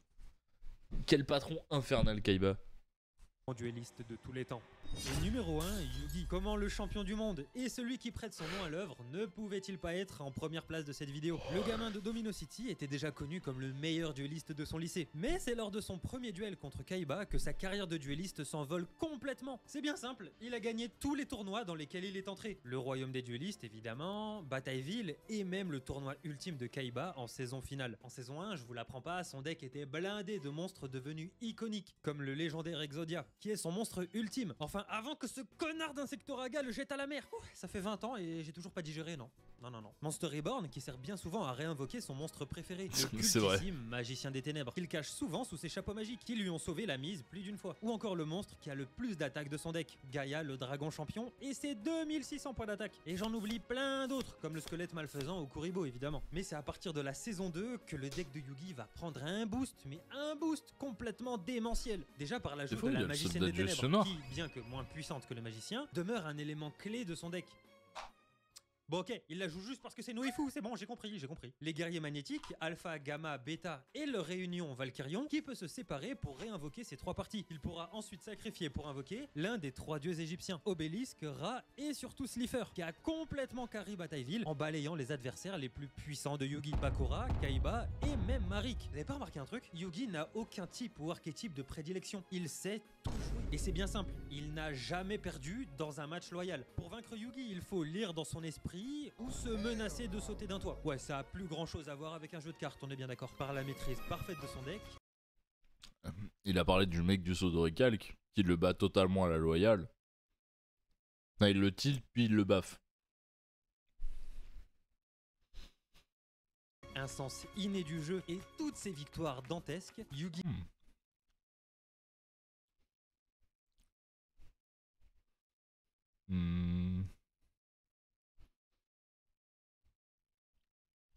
Ok. Reste en comprendre.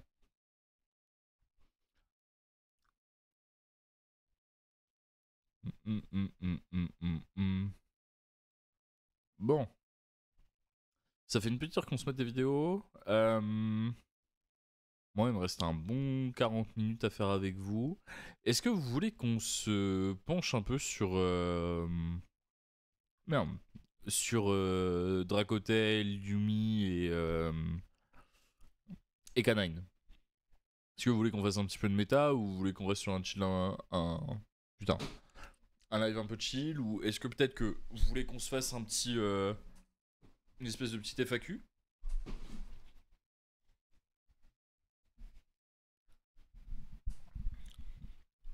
voulez qu'on parle un peu de méta?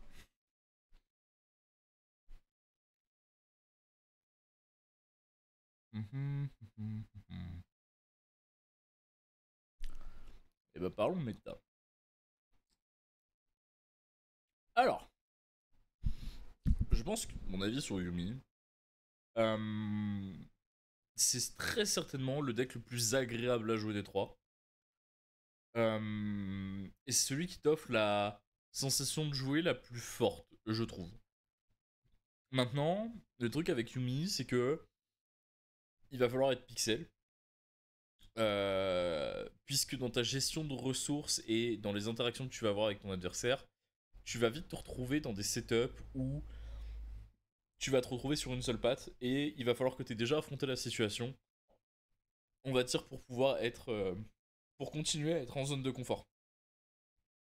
Typiquement, si tu prends une grosse SP sur ton minion ou une connerie comme ça, tu vois, bah tu te retrouves avec un deck qui est beaucoup plus faible.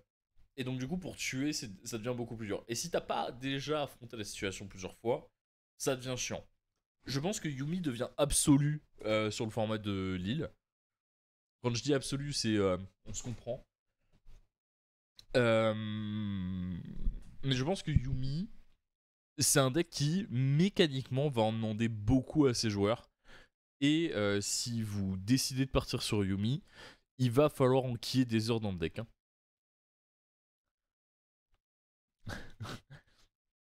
Tier list des membres de la RS les plus insupportables avec le capitaine.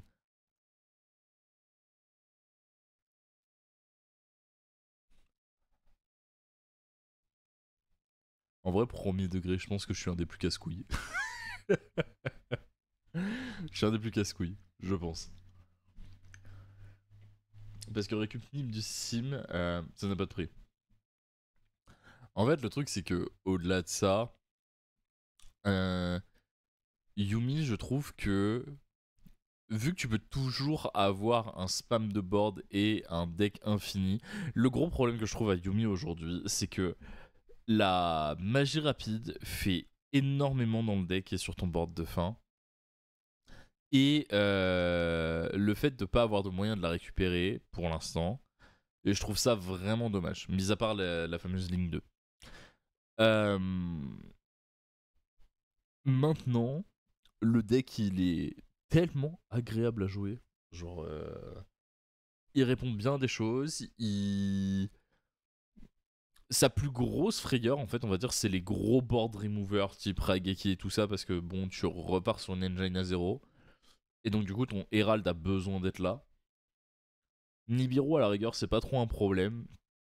C'est vraiment ces magies qui peuvent venir te casser les couilles.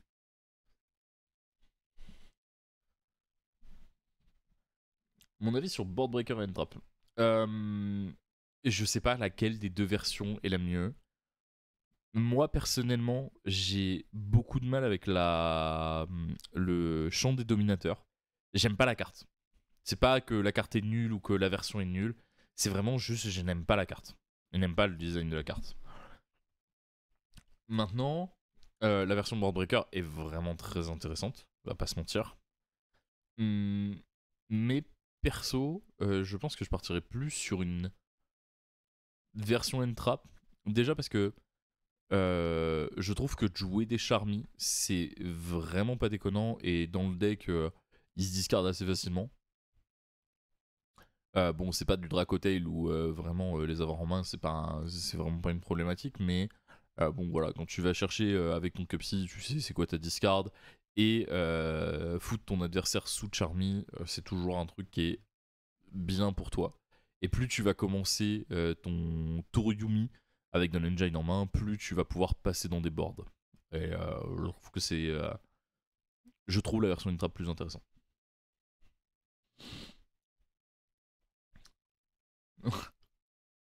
Yuumi bot. Mais je n'aime pas jouer 10 minutes seul et au niveau. Attention, c'est que ça, ouais. Ça te demande vraiment une... ça te demande une rigueur Yuumi hein, au niveau de comment tu vas te jouer et de comment tu vas t'impliquer dans le deck. Je pense qu'aujourd'hui, si tu veux pas trop te prendre la tête sur le jeu, il y a certaines versions de Dracotail qui passent très bien. Je pense notamment au Shadow. Faire une Winda, c'est toujours agréable. Faire un Dragoon, c'est toujours casse-couille à passer pour les oppos. Enfin, voilà. Il y a pas mal de cartes qui sont...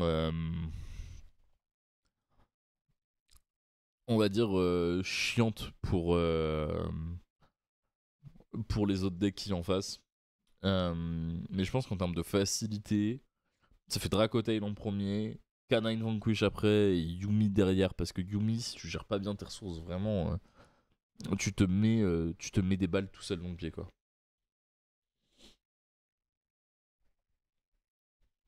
Bah, Winda, c'est agréable. T'as jamais fait une Winda à ton oppo? Bah, je te jure, fais-le, tu vas voir, c'est agréable. La prendre, c'est pas cool. La faire, c'est bien. Ça dépend en fonction de ce que tu veux respecter. Tu veux respecter tout le format, tu préfères partir sur des N-Trap, tu veux respecter Izuna, tu préfères privilégier des Board Breakers, des cartes qui bon la proc pas. Ouais. Maintenant, Non, Izuna, ça a beau être une carte, à un moment donné, t'es obligé de jouer, tu vois.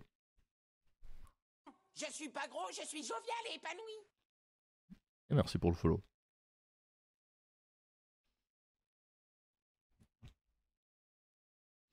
Hmm. Maintenant, ce qui est intéressant sur le Yumi, je trouve que c'est la flexibilité qu'il a de répondre à des situations que certains des autres decks n'ont pas.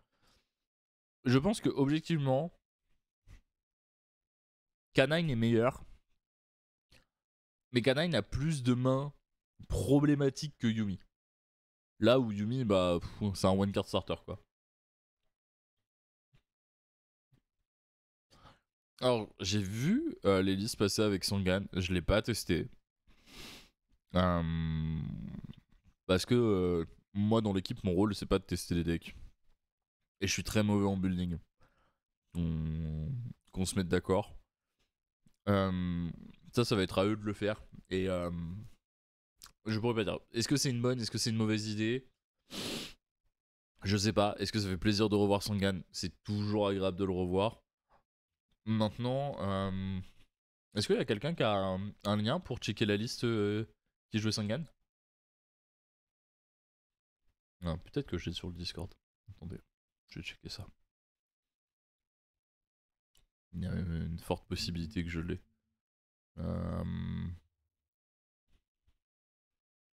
Ah putain.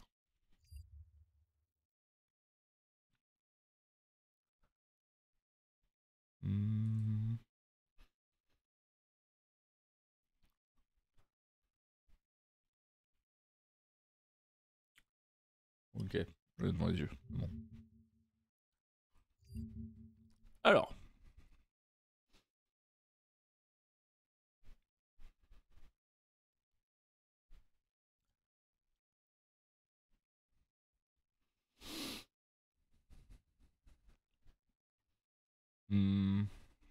Ah, attendez. Je vois un truc.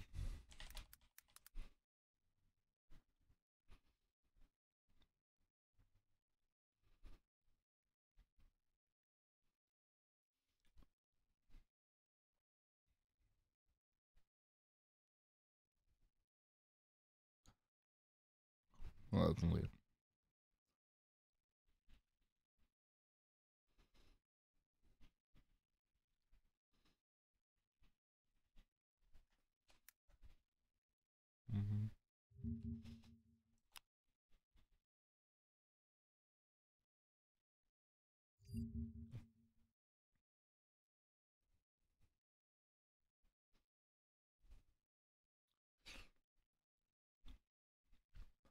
Alors attends.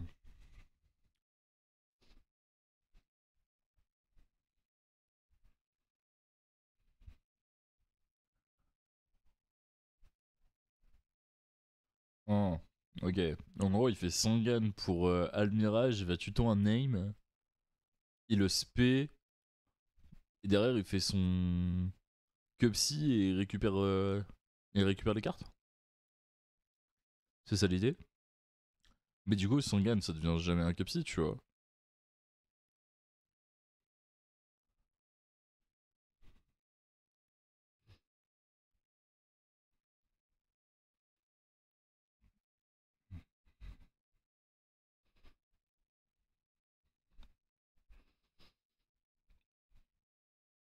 Hmm.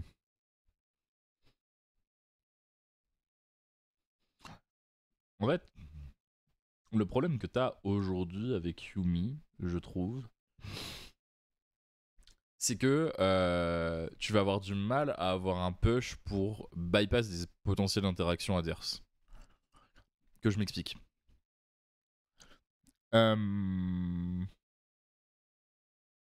Si tu affiches, c'est pas mal en vrai. T'inquiète, t'inquiète. J'étais en train de checker la liste. En gros, le problème que j'ai avec ça, c'est que ça résout pas les problèmes du deck. Ça t'offre de la stabilité, mais ça résout pas les problèmes du deck. Et ça a les mêmes problématiques. C'est-à-dire que ton aim avec une interruption sur ton Snatchy, sur ton terrain, ou prendre une hache sur ton Sangan, ça revient à la même chose. Surtout que hache, on va dire, c'est la carte la plus présente dans les decks. Donc Sangan pour Almira, je prends hache.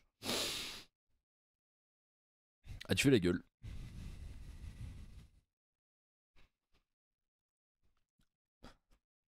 Et j'ai un peu de mal avec ça.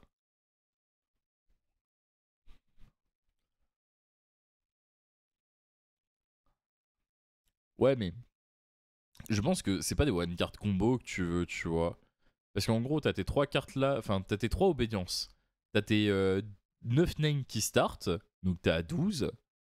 12 sur des one card.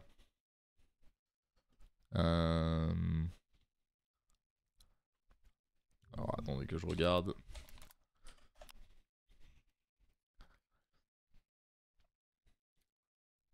T'as 85% de chance d'en avoir un et t'as 47% d'en avoir deux.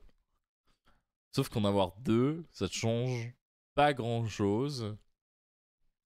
Sauf. Si t'as un name.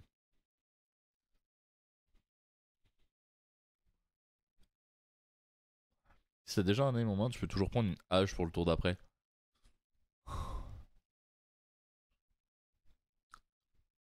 Ouais, mais. Chiant quoi. Parce que là, tu passes à 15, tu gagnes 6%. En gros, tu gagnes 6% de stabilité. C'est-à-dire qu'à la place de dire que t'as. Ouais, 8 sur. Enfin, tu vas avoir 8 games sur 10 où tu pioches le starter, tu passes à 9 games sur 10. Ce qui est pas déconnant, hein. Oh ouais, non, mais t'inquiète, hein.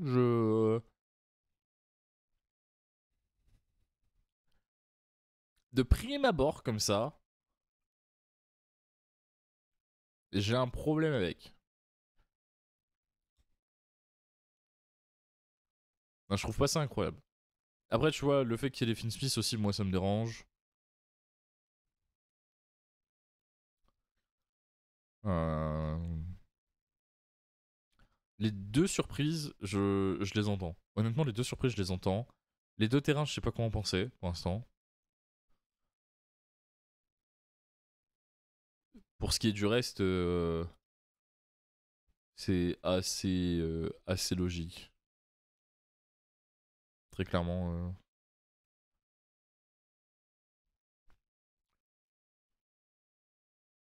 Hmm.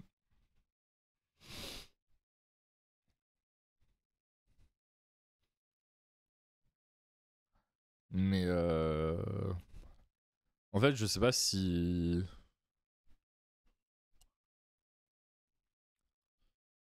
Je sais pas quoi penser du Sangan. Je sais vraiment pas quoi penser du Sangan. Il est pas déconnant, mais en fait, moi, ce qui me pose problème, c'est qu'il ne règle pas les problèmes, justement, tu vois. Son plus de départ overall, ça devait être. J'aime pas me faire drôle, du coup, si je prends drôle, je peux partir sur FS et pas Stern.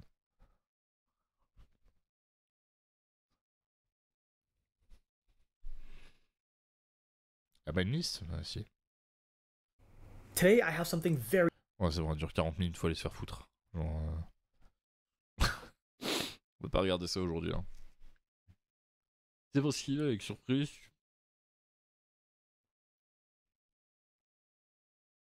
Et on disant comment tu vois.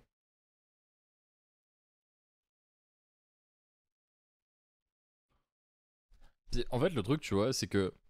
Et si tu me dis qu'il joue les 300 gains pour gagner en stabilité, mais qu'il joue à 43, bon, tu te fous de ma gueule, tu vois.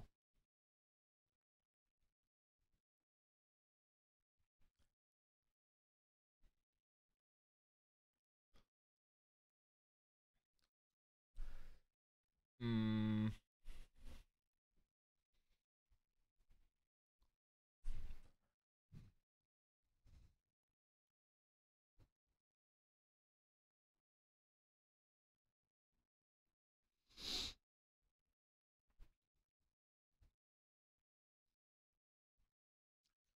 Par contre, ce qui est cool avec ça, c'est que le mec qui fait Sangan Almirage effet pour tuto. Bon. Tu peux lui faire cramer une hache parce que ta stat d'avoir des Yumi en main, elle est quand même relativement élevée. Parce que ta stat d'en avoir des... Ouais, c'est 75%.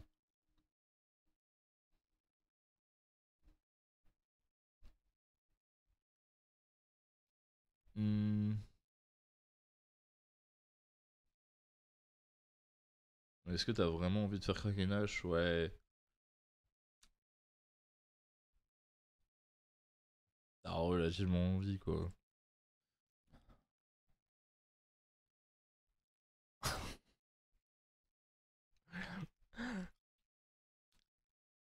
Mais... Ok, tu m'as eu.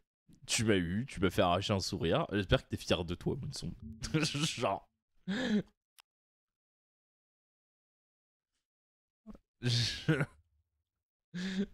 Oh putain. Euh... Il y avait combien de personnes sur le tournoi?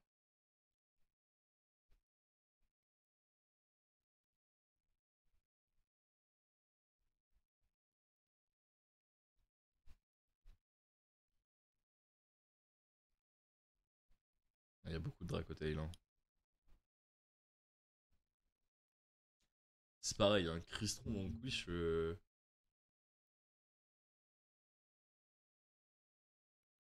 Moi je pense que les gens qui jouent Crystron dans le Quiche, pour l'instant c'est des malades. Parce qu'il y a 3 lancers dans absolument tous les sides. Mais putain, il y a encore un Blue qui traîne. Par contre, il n'y a pas de malice. Hein.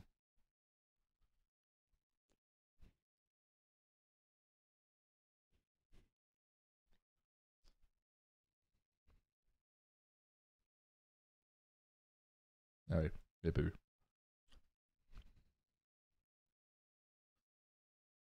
Donc 300, ils ont fait 8 rounds 8, 9. Attendez. J'ai ça où moi Tout là. Ils ont fait 9 rounds. On fait 9 rounds. Et on a son score exact ou pas?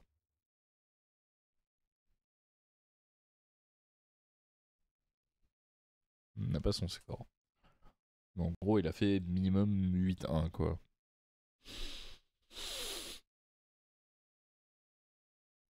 En vrai, il y a de l'idée sur le Sangan, mais ça règle pas les problèmes du deck.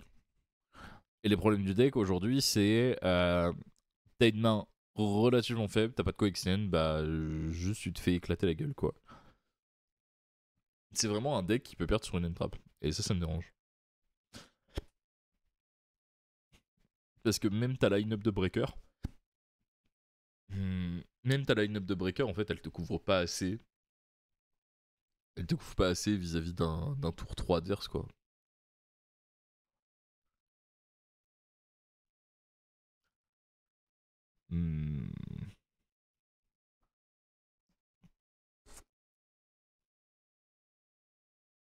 Oh non, par contre, ça, faut aller se faire foutre. Genre.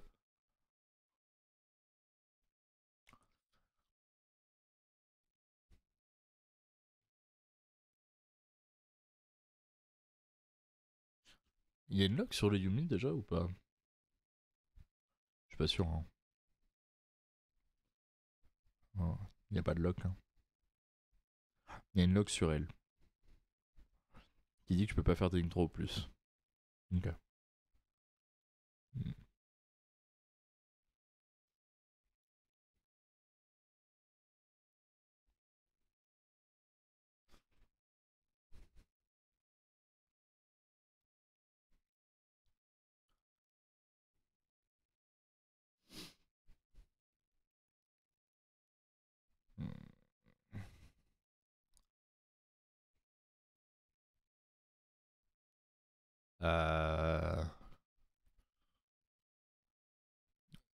Pitch, tuto, effet, fait ça, renvoie.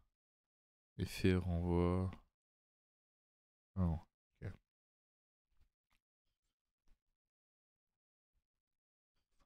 Ok, ok. Ouais. Ouais, le Sangan, il m'a l'air un peu too much.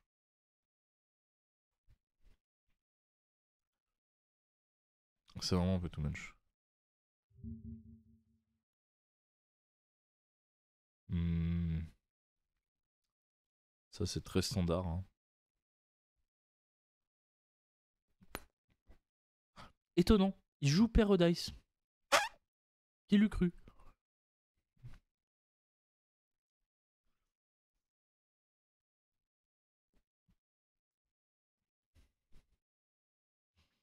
Ah.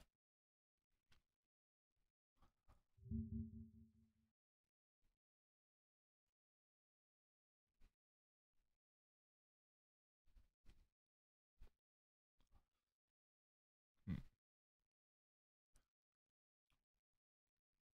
Ouais, c'est... Mais en fait, les 10, ça sont... Mis à part le Sangan, là, et le Vanquish...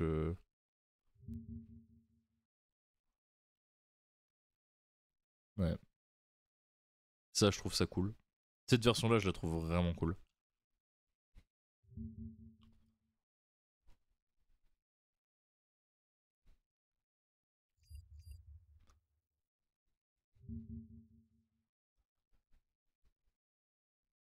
Hmm.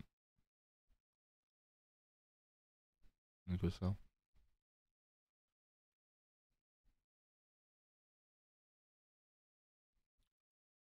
Hmm.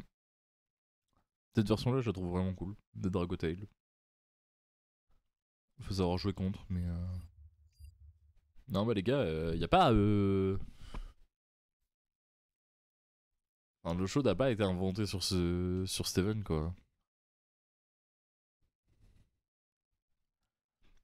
Moi, je pense que les US risquent fortement d'avoir une méta Dracotail et que nous, on risque d'avoir une méta Yumi. Parce que Yumi, ça a l'air d'être vraiment très apprécié en France.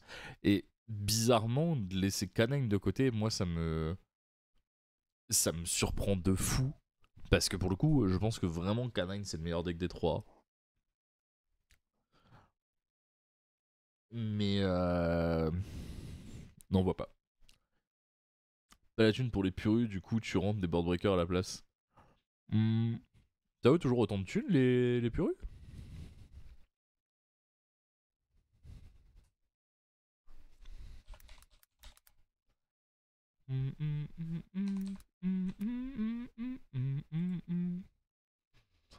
Alors.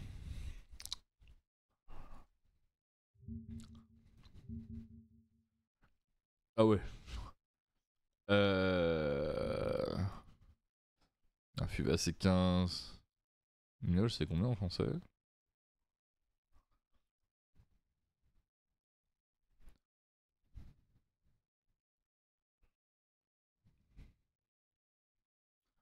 Ah ouais, purus ça coûte la peau du cul.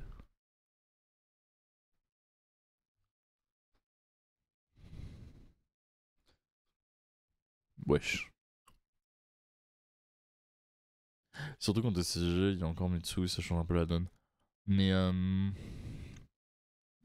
en fait, c'est étonnant que Purus soit encore à ce prix-là, mais de toute façon, je pense qu'on va avoir une annonce dans les teens, on risque de les revoir. Et si on a les trois, je suis pas choqué, genre vraiment pas choqué du tout si on a les trois. Non, je sais que j'ai pas encore mon playset de Meows. Faut que je l'achète. Écoute combien Champ. C'est lui? Non.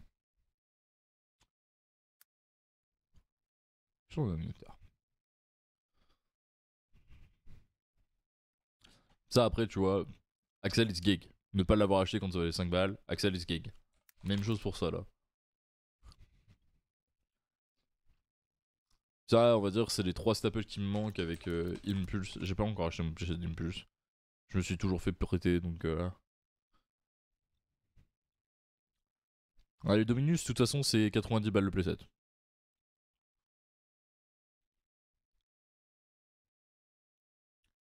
Ou full reprint en commune. Ouais, mais ce serait pas étonnant de toute façon de les voir apparaître dans des.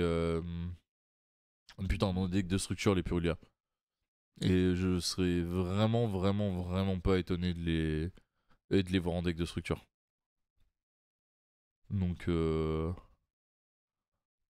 à voir dans le futur, mais.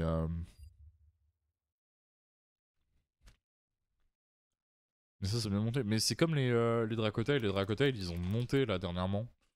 Genre, elle était à 15 balles. Voilà. Elle touche les 15 balles aujourd'hui. Elle était à 9 il y a pas si longtemps. 9-8 il y a pas si longtemps. Dracotail, là, le deck, il a pris plus 30, 40 euros.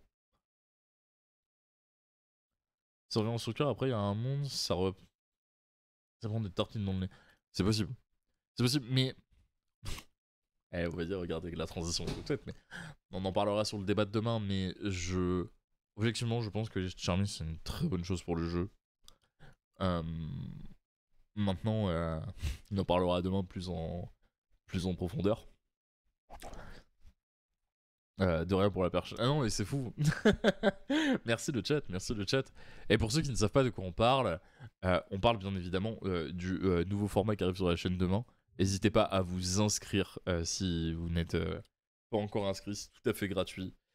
L'idée du format, c'est toutes les 2 semaines, on invitera 4 personnes sur la chaîne, où il y aura moi et une personne de l'équipe, et les 4 personnes répondront individuellement à une question, à savoir, la question de la semaine là en tout cas, c'est les Moon Charmy sont-ils toxiques pour le jeu? Oui, non, pourquoi? Et on fera un petit débat tous ensemble, avec un avis différent, j'espère, à chaque personne qui sera présent sur ce petit débat. Donc voilà, si vous voulez participer, vous retrouverez toutes les informations et sur le Discord et sur le Twitter de l'équipe, donc point d'exclamation Discord, pour bien évidemment avoir tout ça sous les yeux. Et dépêchez-vous, parce que c'est demain, donc du coup je sélectionne les gens ce soir. Mais ouais. Ouais, côté c'est un peu monté aussi.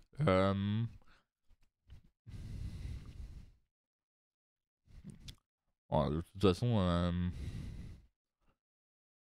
moi, le seul truc dont j'ai peur, pas vous mentir, c'est que les Yumi, juste avant l'île prenne un bump, si vraiment ça devient plus fort que ce que ce n'est actuellement. Et moi, il faut bien que je paye mon deck. Je vais attendre que Dracotail baisse, je suis bien sad. Ouais, bah, tu m'étonnes. Mais après, très honnêtement, les refs. Alors, je sais que c'est énorme dans un budget. Mais quand vous pouvez avoir un deck entre 100 et 150 balles, prenez le pari, achetez-le. Genre vraiment, achetez-le. Au pire, vous l'aurez eu à un prix de moyen très très ok. Et au mieux, vous l'aurez sur une tendance basse du deck. Tu vois. J'ai tout pris en Starlight, Yumi. Alors, j'ai horreur d'acheter mes archétypes en Starlight. Autant toutes mes staples, elles brillent de fou. Genre, tu vois, je dois avoir ma deckbox avec mes staples qui traînent juste là, voilà. Première staple du deck, tiens bah. Ça va être parlant. Voilà, tu vois, genre. Petit drôle en ulti. D'ailleurs, j'en profite pour faire mon marché. C'est des drôles en ulti US. Si vous avez des ultis français que vous voulez les swap contre des ultis US, vous m'envoyez un DM. On se fait ça. Collector, c'est largement mieux. Je suis tout à fait d'accord. Parce que les collectors de base, typiquement celles qu'il y avait dans les tripacks passés qu'on a dans les raretés, dans les rarity collections, je les trouve vraiment incroyables. Bien évidemment qu'on est sur une floodgate. Hein. Je sais pas si ça va vraiment se voir. C'est ça le problème. Ça se voit pas du tout. Ça se voit absolument pas. Bref. Mais c'est des collectors. Bien évidemment que j'ai mes floodgates qui sont tout en high rareté. Je suis un enculé. Donc autant le faire avec classe et avec style. Bref. Imagine swap des ulti US avec des ulti EU. Ben ouais, mais pour le coup, c'est ce que je veux, tu vois. Oh, putain, je reçois des petits DM des gens du chat là, vous êtes adorables. Vous êtes adorables, c'est trop gentil. Mais ouais. C'est vrai que j'ai un peu de mal à comprendre les... En fait, les achats d'archétypes en full Starlight, enfin en full grosse rareté, tu vois. Il y a un deck que j'ai acheté en full rareté. Et que je regrette pas parce que c'est un vrai deck de cœur. Enfin, j'en ai deux, mais il y en a un qui est beaucoup moins cher que l'autre. Celui que j'ai en full rareté qui coûte vraiment une couille, c'est Magnite. Magnite Invoked. Parce que... Ah, putain, je suis un bandeur d'Alester. Et puis bon, Resolute Blue, ça a une sensation quand même. Et True Draco, mais True Draco ça vaut rien du tout. Genre, vraiment entre TD, full rareté, même aujourd'hui, je pense que tu t'en tapes pour 100 €, c'est déjà énorme. C'est Disciple, qui est sorti en AP, en OP. Est-ce que ça vaut toujours de l'argent? Ouais, ça vaut plus rien. Ça vaut plus rien. Moi à l'époque j'avais payé 5 balles pièce. Ouais. Ouais, ça vaut plus rien. Non, mais c'est Magnite Invoke qui coûte de l'argent. C'est les deux. Magnite ça vaut pas grand chose, tu vois. Mais bon, les invocations. Ouais, il faut l'écrire comme ça. Hop, elle est où? Elle est où ma louloute? Elle est là. Oh, comment ça a baissé? Oh, je suis. Oh, mec, j'avoue, je suis triste. Je vais payer les miennes 150 balles.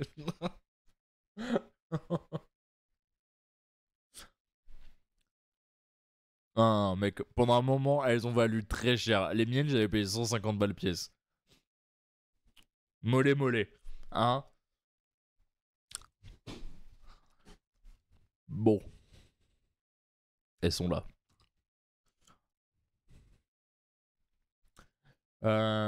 Faut que ça brille, plus c'est beau. Bon, en fait, c'est surtout les... putain. Les staples qu'il faut faire briller. Là, vous voyez, mon prochain achat de staple en brillance. C'est vraiment ça.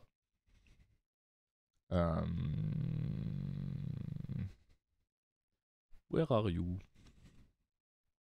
Voilà, ça serait mon prochain kiff. Ouais, alors j'ai horreur des Starlight. Je trouve cette rareté immonde. Dites-moi que je suis pas seul, s'il vous plaît.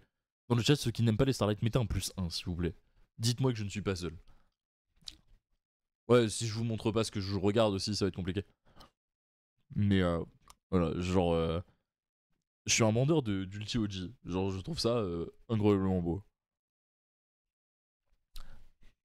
Donc, Starlight QCR.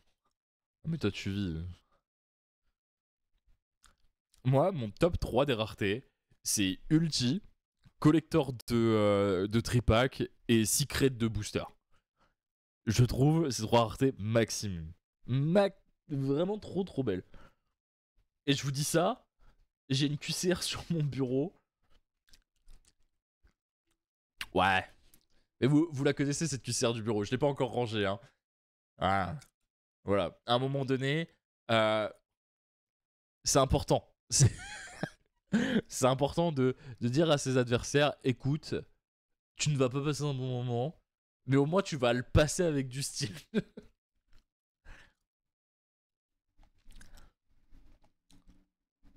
J'adore les quarters, je suis le mec bizarre du fond de la classe. Alors, pas vraiment, parce qu'il y a énormément de gens qui kiffent les quarters.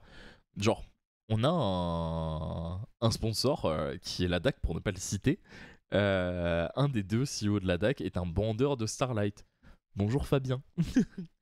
Et Fabien adore les quarters. D'ailleurs, si vous voulez acheter des cartes, n'hésitez pas à aller sur leur site. Vous faites un point d'exclamation DAC et vous utilisez le petit code ARRête5. Parce qu'avec ARRête5, on a des pourcentages. Et ça c'est cool. N'hésitez pas. En plus, ils sont gentils. Ils sont pas très beaux physiquement, mais ils sont très gentils.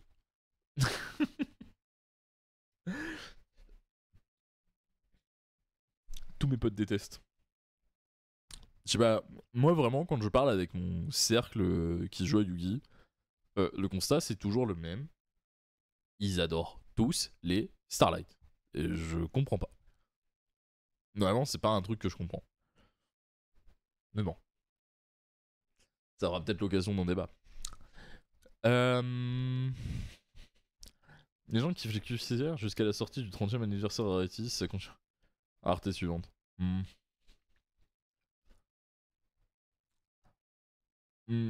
Les Ghosts, je trouve ça vraiment pas beau. Je trouve vraiment pas ça beau.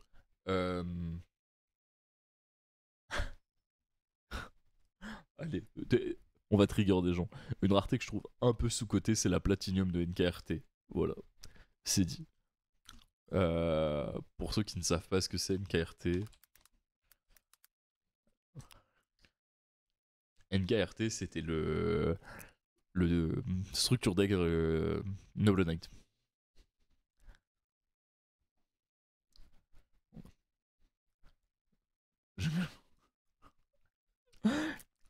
Et c'est un... Ah ouais, alors bon, il est où le bouton si... Ouais, je trouvais ça sexy. En fait, ils ont testé quelque chose, tu vois. Ils l'ont jamais refait et je trouve ça dommage. Et enfin, je trouve que ce Platinum est vraiment très cool, pour le coup. Après, les derniers travaux qu'ils ont fait, sur les ultis avec un espèce de filigrane à l'arrière qui donne de la structure à la carte, je trouve ça très très très très beau aussi. Elles sont pas toutes belles, mais il y en a certaines qui sont vraiment pas mal. Ça c'est une crâne, mon direct. Me faire en plein live. Waouh. On va tâcher de se détendre, monsieur. On va tâcher de se détendre. C'est pas si ouf que ça. Genre, je sais que j'aimais bien une rareté. Il y avait des Veilers comme ça, je sais pas combien ils coûtent.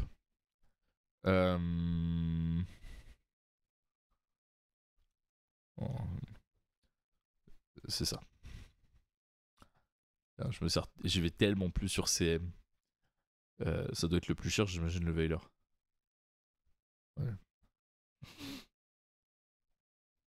Le playset de Veiler à 10 balles, casse les couilles un peu. Ah, ok. Si aujourd'hui je devais parler de la plus belle ulti qu'il y ait eu, je pense que ça serait elle.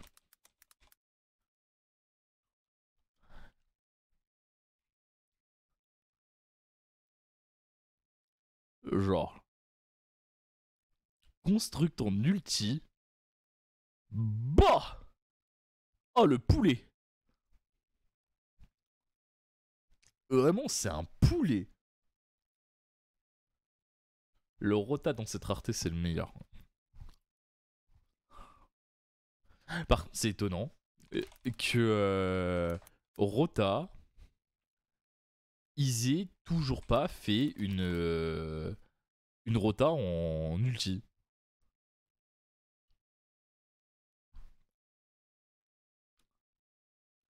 Genre, qu'est-ce qu'ils attendent? Je sais pas combien ça coûte en quarter par contre.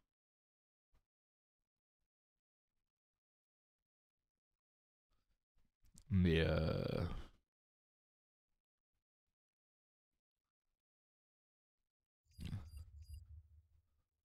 ouais, ça vaut 15 balles, ça va. Une belle fille à côté de Sacred Neftis. Ils attendent Age en ulti avant. Ah d'ailleurs, j'ai pas regardé combien il coûtait le Veiler Stampede YCS.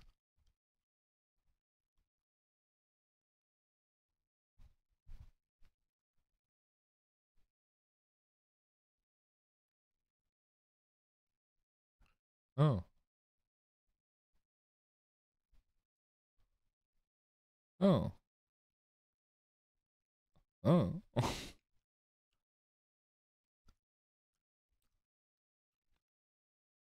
Ok. Ok. Je pense que ce sera pas son réel prix. Je pense que tu le vendras aux alentours de 1K, 1K2, grand max. Je sais pas ce que t'en penses. Toi, t'as dû peut-être en toucher, Alex, un peu.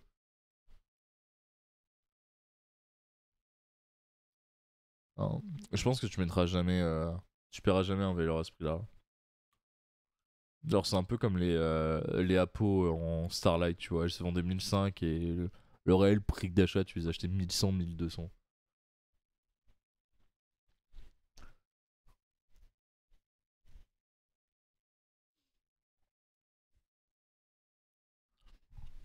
Après, c'est bien que t'aies une carte comme ça sur ton event. Genre, on va pas se mentir. Même si elle coûte 900 balles, enfin, même si elle coûte 900 balles et que tu le vends, allez, 600-700 balles, ton Wailer, tu seras très très content. J'ai pas touché, mais tu me dis une carte en 48 exemplaires avec ce stamp. Tu veux ton playset, je pense un 4-3, c'est pas déconnant. Je suis assez d'accord.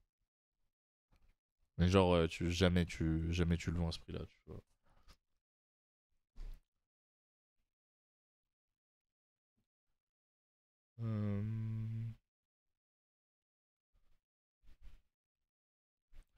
Désolé.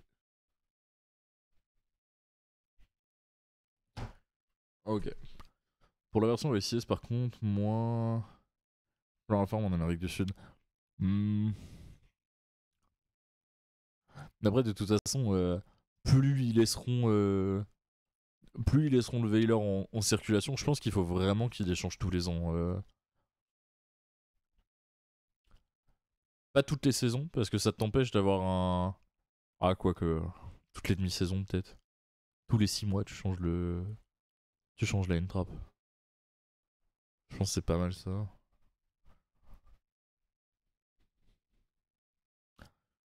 Mais ouais. Bon. Sur ces belles paroles, moi je pense que je vais m'arrêter là pour aujourd'hui. HP Stampede, oh là là là. Bah j'espère pour eux qu'ils renouvellent à chaque saison. Parce que sinon ça va être casse-couille. Sinon ça va vraiment être chiant.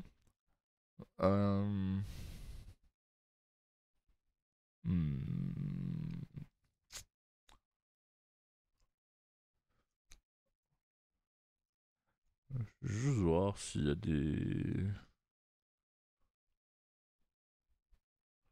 Ouais. Je vais vous éviter... Je vais regarder s'il y avait quelqu'un à raid, mais je vais vous éviter ce qu'il y a là actuellement. Ouais, vous évitez ça. Bon les refs, j'espère que vous avez passé un bon moment. Si vous avez découvert la chaîne, n'hésitez pas à lâcher votre petit follow, c'est toujours agréable et ça permet toujours de soutenir le projet. Honnêtement, c'est gratifiant de fou. Quand on voit un petit follow, c'est gratifiant de fou. Moi, je trouve juste dommage de me filer les cartes Trooper pour le top 64 et de pas laisser Strict. Moi, j'ai envie de finir son top 64.